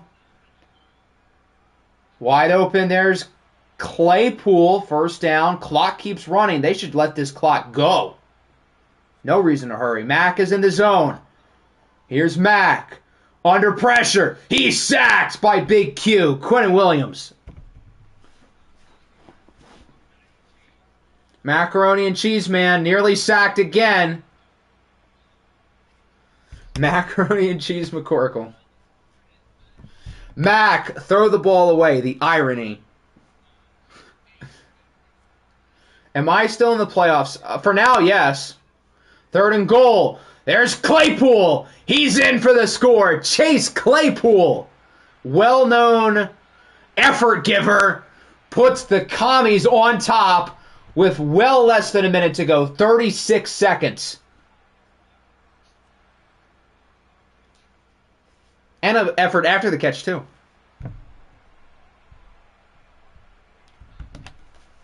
Rag communism.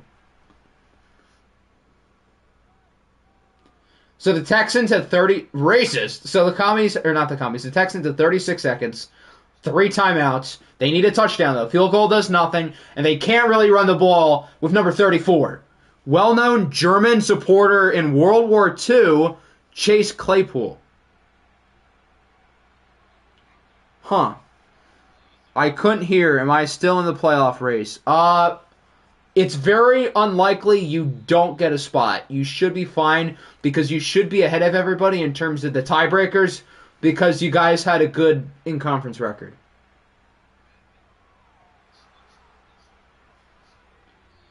There's George Kittle to the 48. Okay. They're getting close to field goal range. Not that that really matters. They need a touchdown, and they only have 1 timeout here. So they need another chunk play of like 20 yards, ideally. That's not 20, but it is out of bounds. Why are we reviewing this? Why are we reviewing a gain of like 2? He was inbounds too. I think they... Are they saying he was incomplete? He got it. He got the feet in. He caught the ball. Are you guys blind? Wow, it's a big swing of 3 yards. Whoop-de-doo. Are the Seahawks clinched yet? No, because we haven't done their game yet.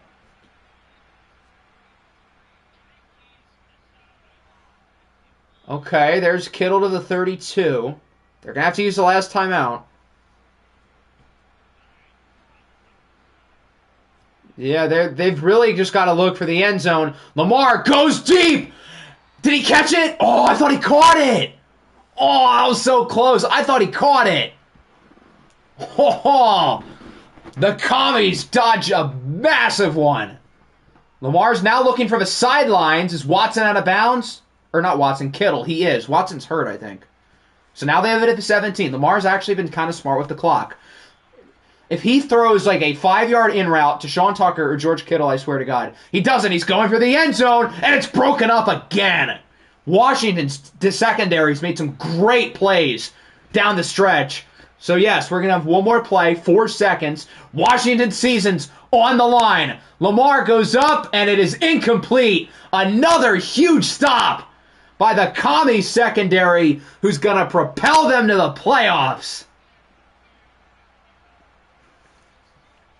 They made like 3 really good plays within the last 30 seconds. The Texans had 3 good looks in the end zone. The first 2 were basically caught, but the Commies defensive backs made really good plays. So the AFC order looks like it'll be Bills, Steelers, Texans, Raiders, Bengals, Houday, Jets, and Ravens. As for Washington, they are in. The first wild card who is like officially 100% good. And this team is dangerous. We've seen them perform well in watch. We've seen them perform well in the playoffs. They're dangerous. The Jets would stay at 6. I think they're locked. Are you 100% good? I'm not saying yes because you only have 10 wins, but based on the tiebreakers and stuff, I think you'll be fine.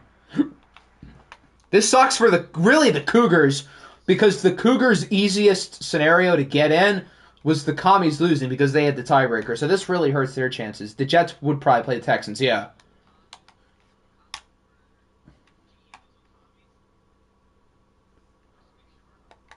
I don't think we would need a tiebreaker there because the Commies had the better record than them. So the Commies will finish with a higher seed than the Niners, the Geagles, and the Cougars. The only team that they kind of have to worry about in terms of seeding is Seattle, but Washington will be no lower than 6. So how many more teams do we have? We have Portland, OKC, Minnesota, New England, and Denver, Seattle. We'll save Seattle for last. That's the most interesting game because they haven't clinched yet. We'll start with Minnesota. You're right. We have been streaming for 2 whole days.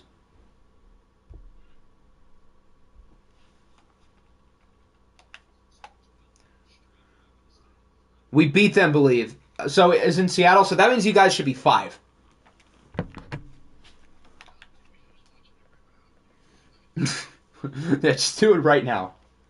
Genius. Who needs sleep? We are here.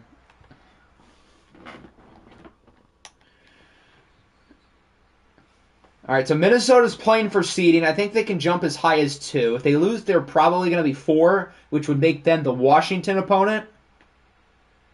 So far, so good for the Vikings. Close game. Kind of. You're right.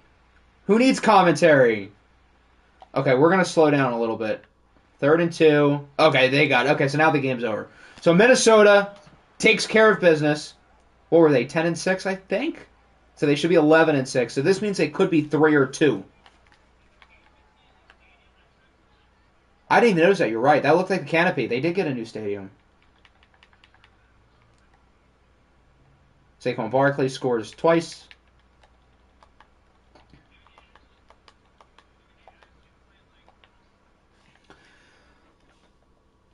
The Vikings won. All right, now it's time for the age-old question.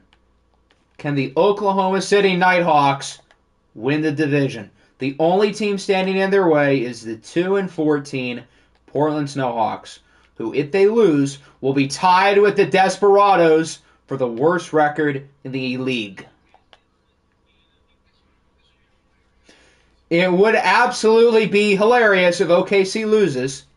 So because of that, let's go Snowhawks. I trust myself more as a watched merchant. I mean, good luck with that, I guess.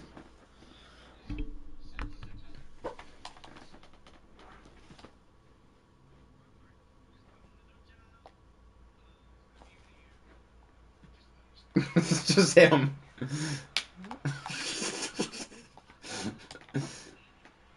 Yeah, how are they here? Yes, the VC wants me to talk about this generational quarterback matchup with Zach Wilson and Jacoby Brissett. Nice PS3. I don't think this is a PS3, buddy. Hate to break it to you. It looks like the Nighthawks are going to take care of business. No hilarious finish. The Nighthawks have won the NFC West, and they'll be 2nd or 3rd place in the NFC. So in other words, they're not playing Washington.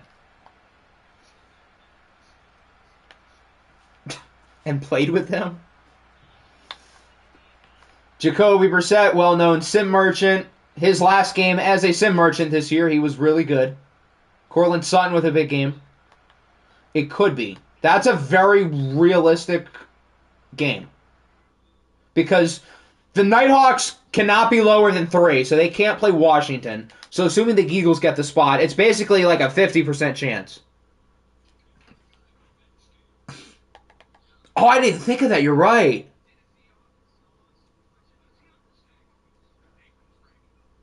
So now we've got one more game, and this is a very significant one. Not for. I love how we were saving the Denver game for the last one. Oh, hey, have we lost yet?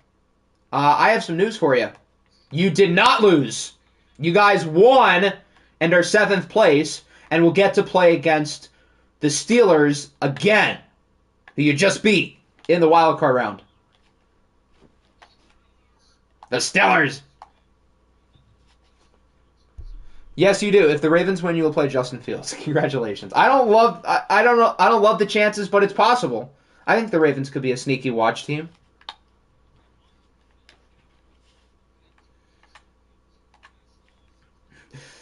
All right, so the Seahawks are in an interesting spot. We know Washington's one of the wild cards. The Eagles should be next in line. Then it should probably be the Cougars and then the Niners. If Seattle wins, they would jump up back to 6. If they lose, what happens if they lose? So in terms of conference record, they're 7-5. So they should still have the edge. So if the tiebreakers are right, Seattle should probably still get in. But with Madden, you never truly know, even though they are good about the tiebreakers.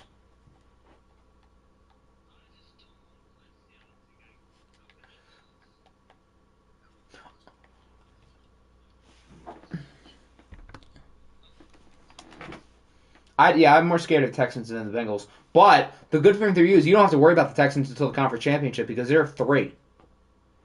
So even if they win, they won't be the lowest seed left. You could play us in the second round, but I don't know if I'd be all that scared of us. I don't trust us.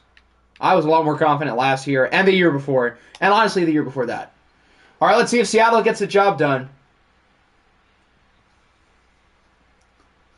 Yes, that's why I think the door is now significantly more open. Seattle's struggling here. What is going on? Okay, they're down by 4.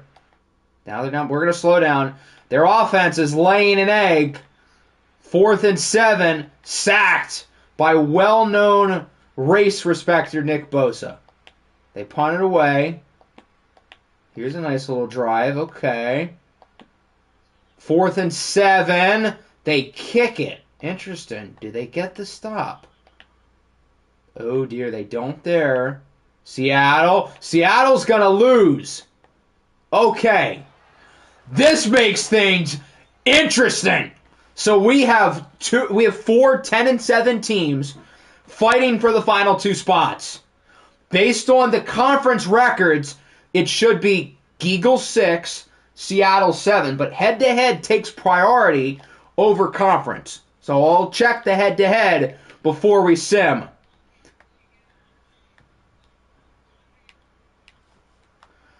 Does this mean I go up now? It very well could mean you go up. Bryce Young sold the bag. Trey Lance had to throw the ball 12 times.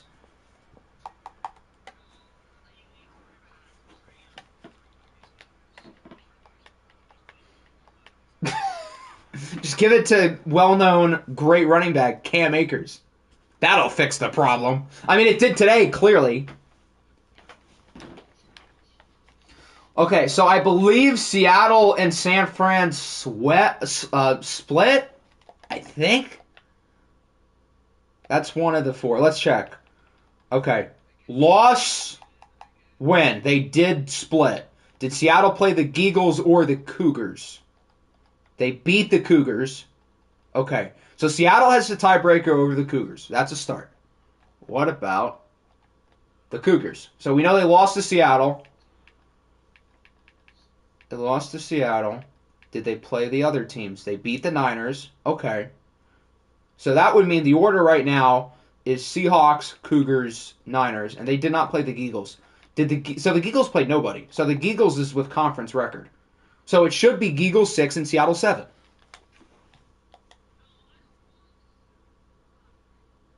And then who would get 2? I think oh God, we're getting the Nighthawks in Seattle. Oh God. Nick, congratulations. You're playing Seattle in the second round because the Dreadnoughts are 11 and 6. The Vikings are 11 and 6. So the Nighthawks are 2. The Dreadnoughts are probably... Did the Dreadnoughts play Minnesota this year? We can figure this whole thing out. Okay, so it's Dallas 1, Nighthawks 2. The Dreadnoughts, we're looking for the Vikings. They beat the Vikings. Okay, so it should be Dreadnoughts 3. So the Dreadnoughts are going to play the Eagles again. And then the Vikings would play the Commies. And then in the AFC, as we know, it should be Bengals, Raiders, Steelers, Ravens, and then the Jets and the Texans.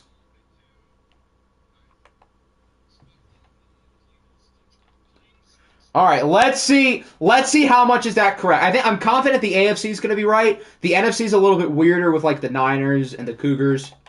But based on the tiebreakers, that should be... Let's not sim on Seattle. Actually, no, let's do one at a time. We'll start with Seattle. How about that? We'll know their game first. All right, let's see. Moment of truth. Okay, so we were right here. Seattle plays OKC. That means probably everything else is right. Am I correct? Bingo. Spot on. Nighthawks play Seattle 2-7. Dreadnoughts play the Eagles 3-6. Vikings play the Commies 4-5. Steelers play the Ravens 2-7. Texans play the Jets 3-6. Raiders play the Bengals 4-5. So everything that we said was spot on.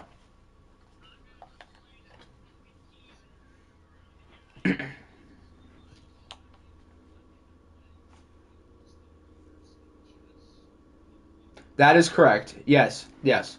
All right, let's do our final look at the standings. The Steelers clinched the North with 3 playoff teams, the Bengals and the Ravens joining them.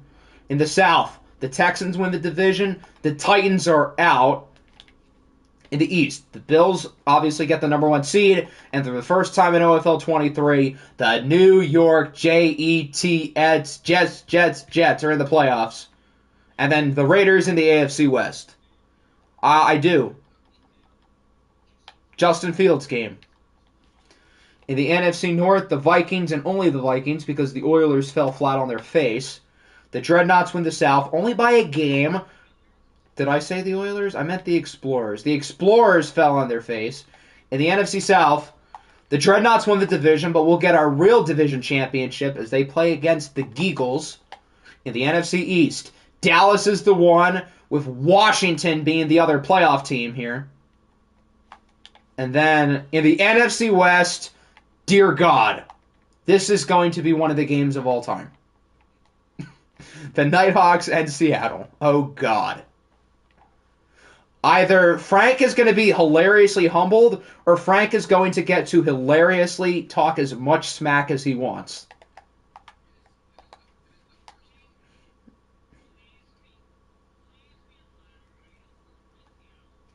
All right, let's do stats.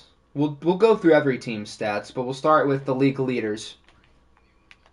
I don't think that's going to happen. Both 2 seeds making it? No shot.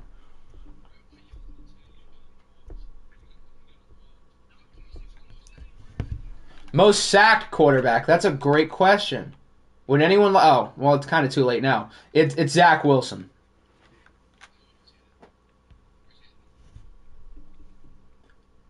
In terms of passer rating among starters, Mahomes is first, followed by... Yeah, there's Kyle McCord. Followed by Lamar, Dak, Flight, Mac. Why is Joe Burrow so high? I don't get it. There's Corral. There's Godley. He's over well-known sim merchant Jacoby Brissett. He's over Josh Allen. He's over Isaiah Thomas. He's over Stroud, Hayden Callaway, Bryce Young. And worst is Kyler Murray. Actually, well, no. Worst is Trevor Lawrence / Tua. The rushing champ, Joe Mixon. Would have probably been Jonathan Taylor had he played the last game, but he did not. Actually, no, it wouldn't have, because he would have benched him. Had he played, it would have been him. The receptions leader is Quentin Johnston. Yards leader is Quentin Johnston. Would anyone like to guess the touchdown leader? Because I know who my guess is. My guess is Quentin Johnston. Oh, only by 1. Brandon Ayuk and Cortland Sutton right behind him. But he did win the Triple Crown. Well, he'll be on the ballot. When can we expect polls for awards? Within the next 24 hours.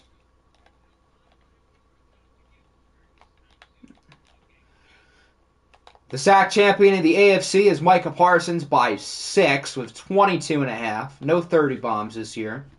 3 players with 5 picks, including Cameron Dantzler. There's DeMar Hamlin.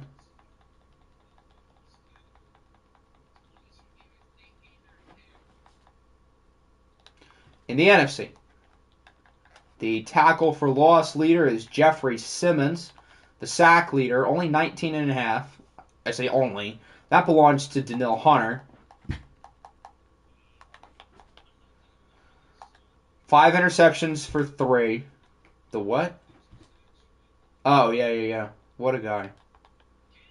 4 fumbles for Bobby Wagner. Looking like vintage OFL 20 Bobby Wagner. I think the next highest in either conference would have just been 2. Kicking. Doug Edert, tied for the league lead in field goals. How many perfect kickers? 1. Jason Sanders is the only one. Hush. The punt leader was well-known punter Will Lutz. Elise was the punt god, Matt Ariza. We had 4 kick return touchdowns and 1 punt return touchdown. All right, we'll do stats for each team. We get to start alphabetically with the hopefully future OFL Bowl champion, Cincinnati Bengals. Hooday. Hooday. I said hopefully, not. I didn't say who I predicted them. I said hopefully. Next up, we have the Bills. No, they're not. My cap space for the future is good, though. I have to repay a lot of guys, but I also have a lot of money. I'm gonna probably bring back. I should be able to bring back everybody. Maybe one person, no, but I should be able to get most of them.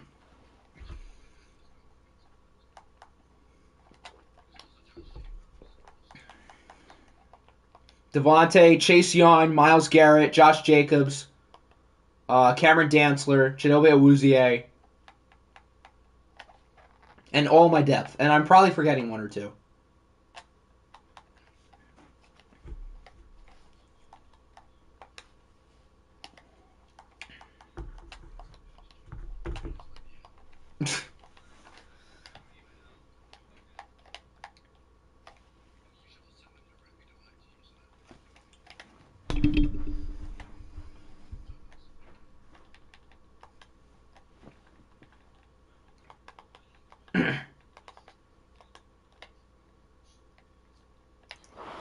Well-known cover player, Jalen Carter.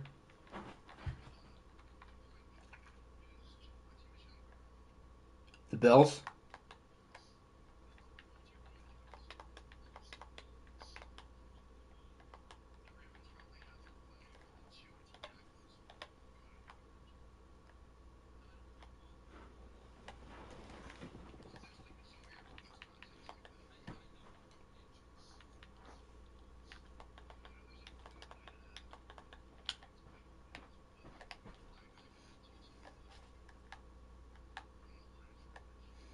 Kyle McCord is better than Joe Burrow, confirmed.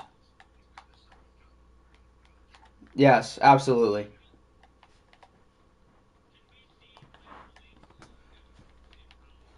Yes, we can do players of the week and then we can go back to stats. Players of the week: Kyle McCord, Connor Weston, Jordan Whitehead, Dragon Legend, and Draymond Jones. All right, we were on the Cowboys. So next up is the Desperados. We're doing that after stats. If Kyle McCord is better than my favorite quarterback, he should start in the playoffs.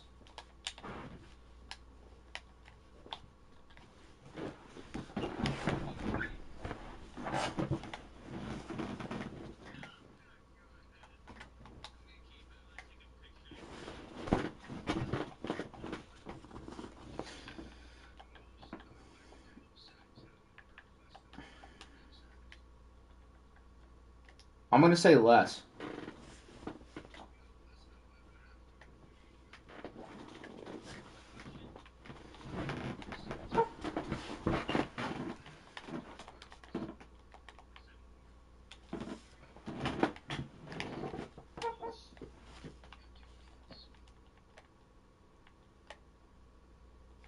Jatavion Sanders did what as a tight end? Damn. I guess I need somebody to force feed now that Quentin Johnston's not on this team. Jordan Whitehead had how many tackles? And that too, you're right, yeah. Justin Pope threw 42 touchdowns and has 0 playoff appearances.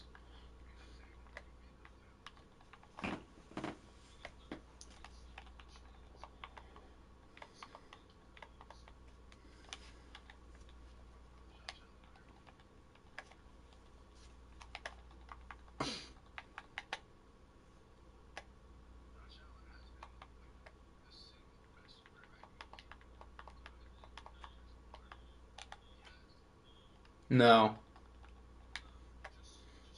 I would pick just this year. I would pick Lamar over him. Uh, throw the ball because why are we picking out simple stats?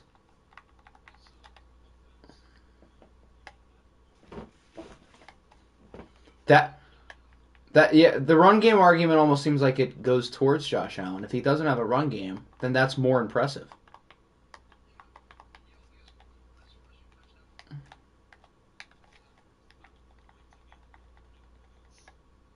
That makes it more impressive, though. Although, you can also argue the Bills' running backs are better. So,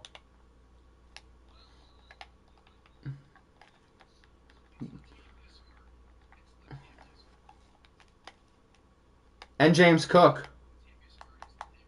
J- James Cook is a person. That's more than the Ravens can really say.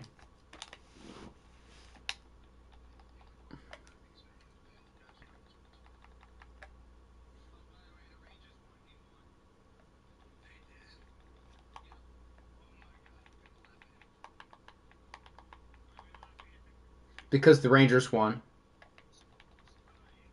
Am I going to do team stats? I can do that.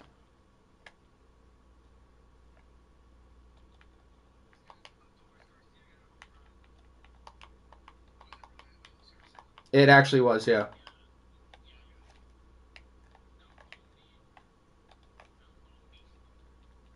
Bailey Gabriel threw 20 picks? Gee, well, 19, but geez, I didn't realize he threw that many. I think he only had 18, believe it or not. He actually did a good job of protecting the ball after he got traded to the Chargers.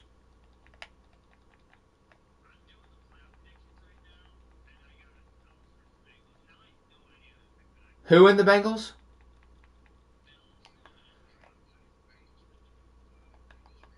Bengals would win, the Steelers would win, and the Texans would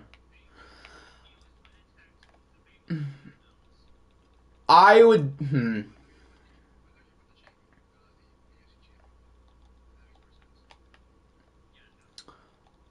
I feel like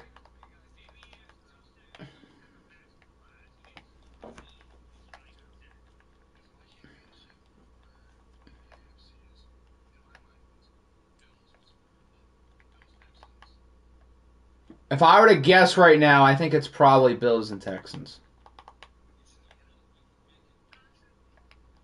Yes, but it's a lot harder.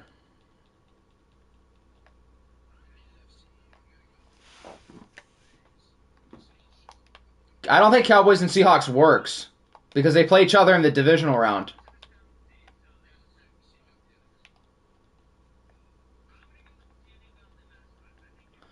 Wow, I respect the confidence. Even I don't have that type of confidence in my team. Even though like the Jonathan Taylor injury is like a big deal, and I feel like it really changes things, but we struggle in Buffalo. The Bills' pass rush is still healthy. I just don't trust us to get by them. I just don't. I don't like our chances.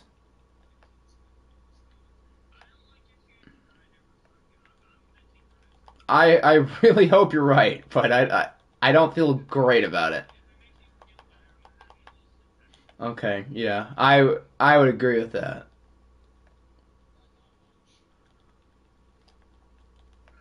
40.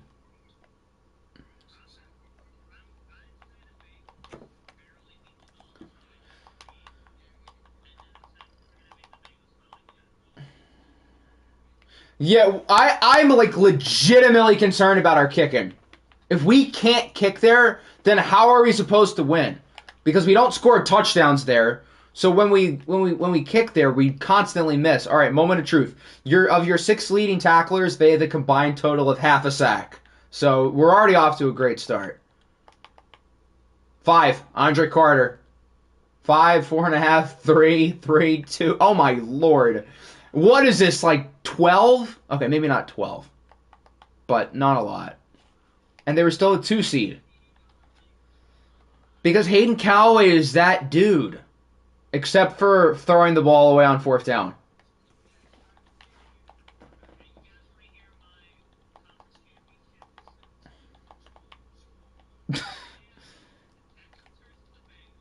Who they? Ooh. I can dig the Commanders making it. Wow, Chris Godwin at 1,600 yards? Holy smokes. Since when was he that... I didn't realize he was that good this year.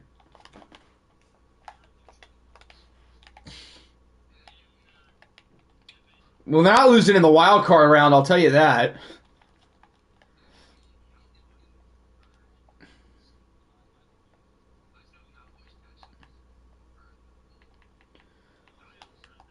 That feels like the easy pick. All right, let's see. Oh, let's start with team stats. It's possible. I mean, playing in Buffalo has obviously affected us, and the rest of the team is healthy. I don't know how much I trust Isaiah Thomas, but I don't know how much they need Isaiah Thomas to be big. The receivers can make plays, and the defense is great, and the elements obviously make an impact.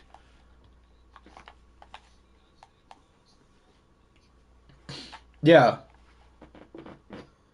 I don't know if I trust them to get by the Texans, but I think they would beat us. I think there's a real chance that we win, but I don't like our chances.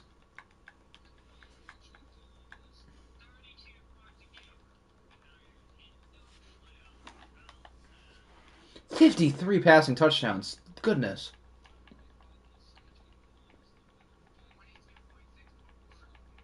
I mean, they're both probably not great.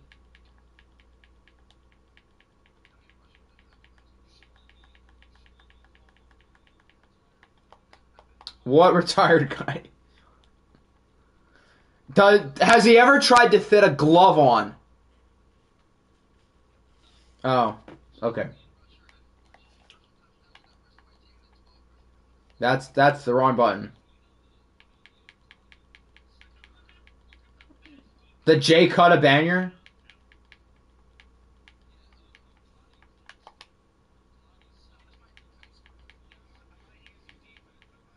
The Steelers had 19 sacks, and the team right next to them in passing yards, who allowed 7 more, the Bills, had 83. Yet the Steelers had a better passing defense. How does that make sense? Wow, Dallas was first in passing and second in rushing. Yes, you had 83. And the Steelers was still better. That is a flex because their pass defense allowed less yards.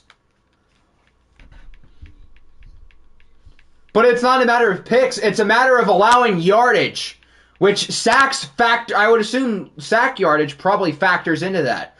The Steelers weren't even last. They were tied for third to last.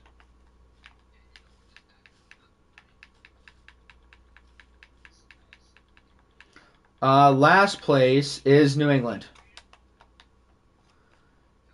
26 takeaways? Oh my God. For Dallas. 7 fumbles. Half the league had none.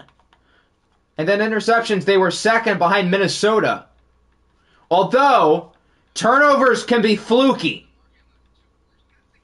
Well, I guess neither of them were recovered. Turnovers can be really fluky. So, don't get too... So, fittingly, the Bills are last in interceptions. Woohoo. That makes me feel so much better about the Bills. Whoop-de-doo. But on the flip side, they already got plenty of sacks. They don't need interceptions, and they still win. So imagine what they can do with turnovers. So I almost view it as like a good thing for the Bills. Yes. You were last in the league in defensive interceptions, and because of that, I'm more scared of you. You sure were, 39%.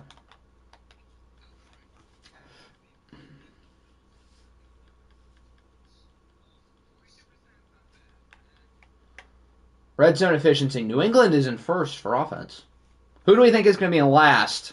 My guess is the Snowhawks. Nope, it's not the Snowhawks. I do remember. It's the Steamers. And then defense red zone. Oh, I sorted by the wrong way.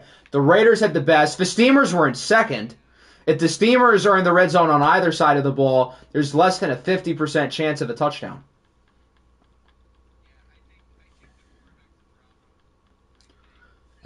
And then the least amount of penalties is the Texans. They also had the least amount of penalty yards.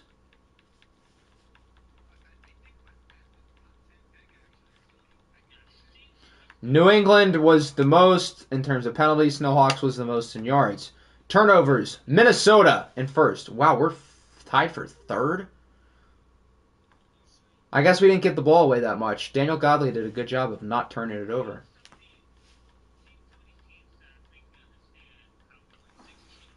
Yes, the Cowboys are consistently at the top.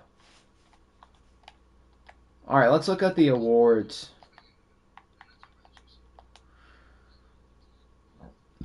They gave Lamar Jackson the MVP.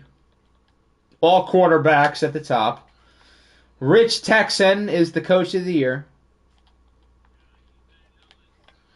AFC Offensive Player of the Year, Mr. Triple Crown, Quentin Johnston.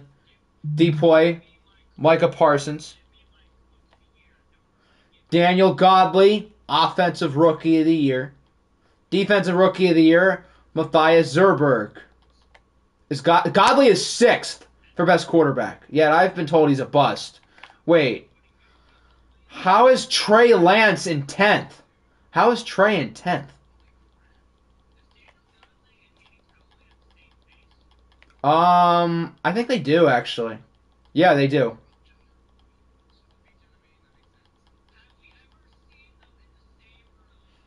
That's a great question.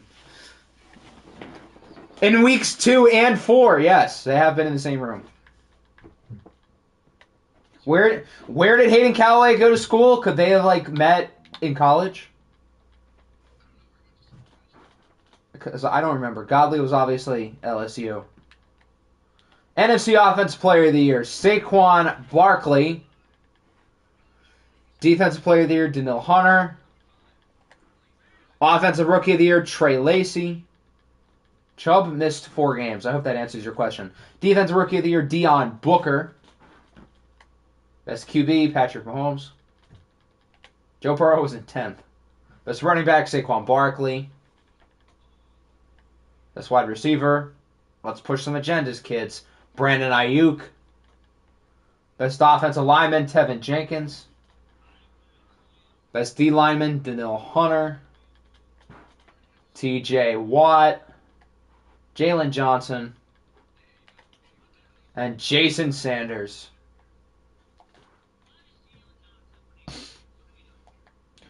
All right, so let's check the injuries for the 14 playoff teams. We can take another look at the schedule, and then that'll do it. What a long stream. How long have this been live? 3.5 hours? Almost. Seattle, nothing. Steelers, nothing. Texans, Christian Watson. Yes, we're doing it all now. Texans without Watson until the conference championship. Minnesota, Darnell Mooney out until the bowl. Bengals, Chase Young until the conference championship. Bills, the 2 running backs. The first round is 3. Commies, nothing. Cowboys, nothing. Why are we watching, Frank? Dreadnoughts is still Nate Stevens. The Geagles, Mike Hall's out for the year. Jets, nothing. Nighthawks, Randy Gregory's out for 1. Ravens, Dante Jackson's out for 1. Did I do everyone? 1, 2, 3, 4, 5, 6, 7, 8, 9, 10, 11. 12 is the Jets. 13, 14. That's everyone. Okay.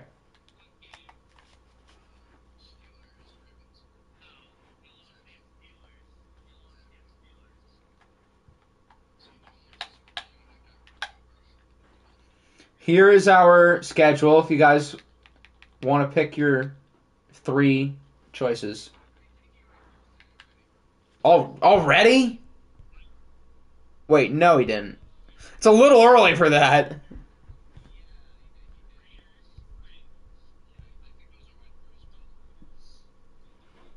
That's very possible. I don't trust us. I really don't.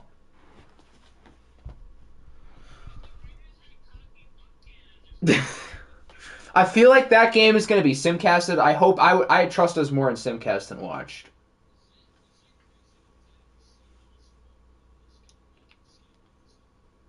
I mean, it's possible. I think the Texans are the most dangerous team in the AFC, but the Jets are tough. It's possible. So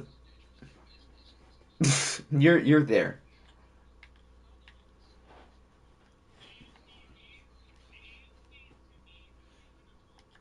I agree. The injury. Hmm. The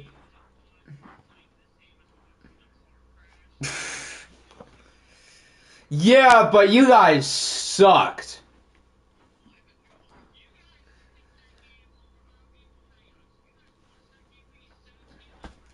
I think the Texans are dangerous. I think we're dangerous, even though I don't trust us. I think the Jets could be a sleeper.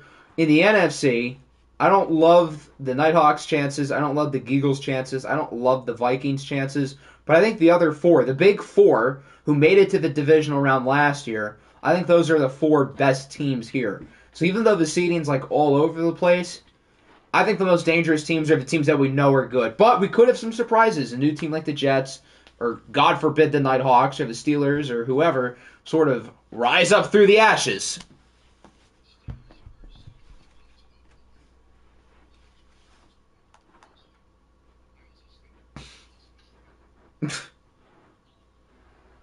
Pause. Okay, so with that, I think we're going to wrap up the stream. I appreciate everybody for the first true iteration of OFL After Dark. We've been here for a while, 3.5 hours, but a fun one for sure. When will the first playoff games be? That's a great question. They're not going to be. They will not be tomorrow. Monday. We'll see. Maybe Monday. Halloween playoffs would be interesting. We'll see. We'll see. Um. So I'll post something over the weekend where hopefully I'll have a better idea of what we're gonna do. But I hope everybody enjoyed. I hope everybody enjoyed the regular season. The awards ballot should be up hopefully within the next 24 hours, and that'll do it.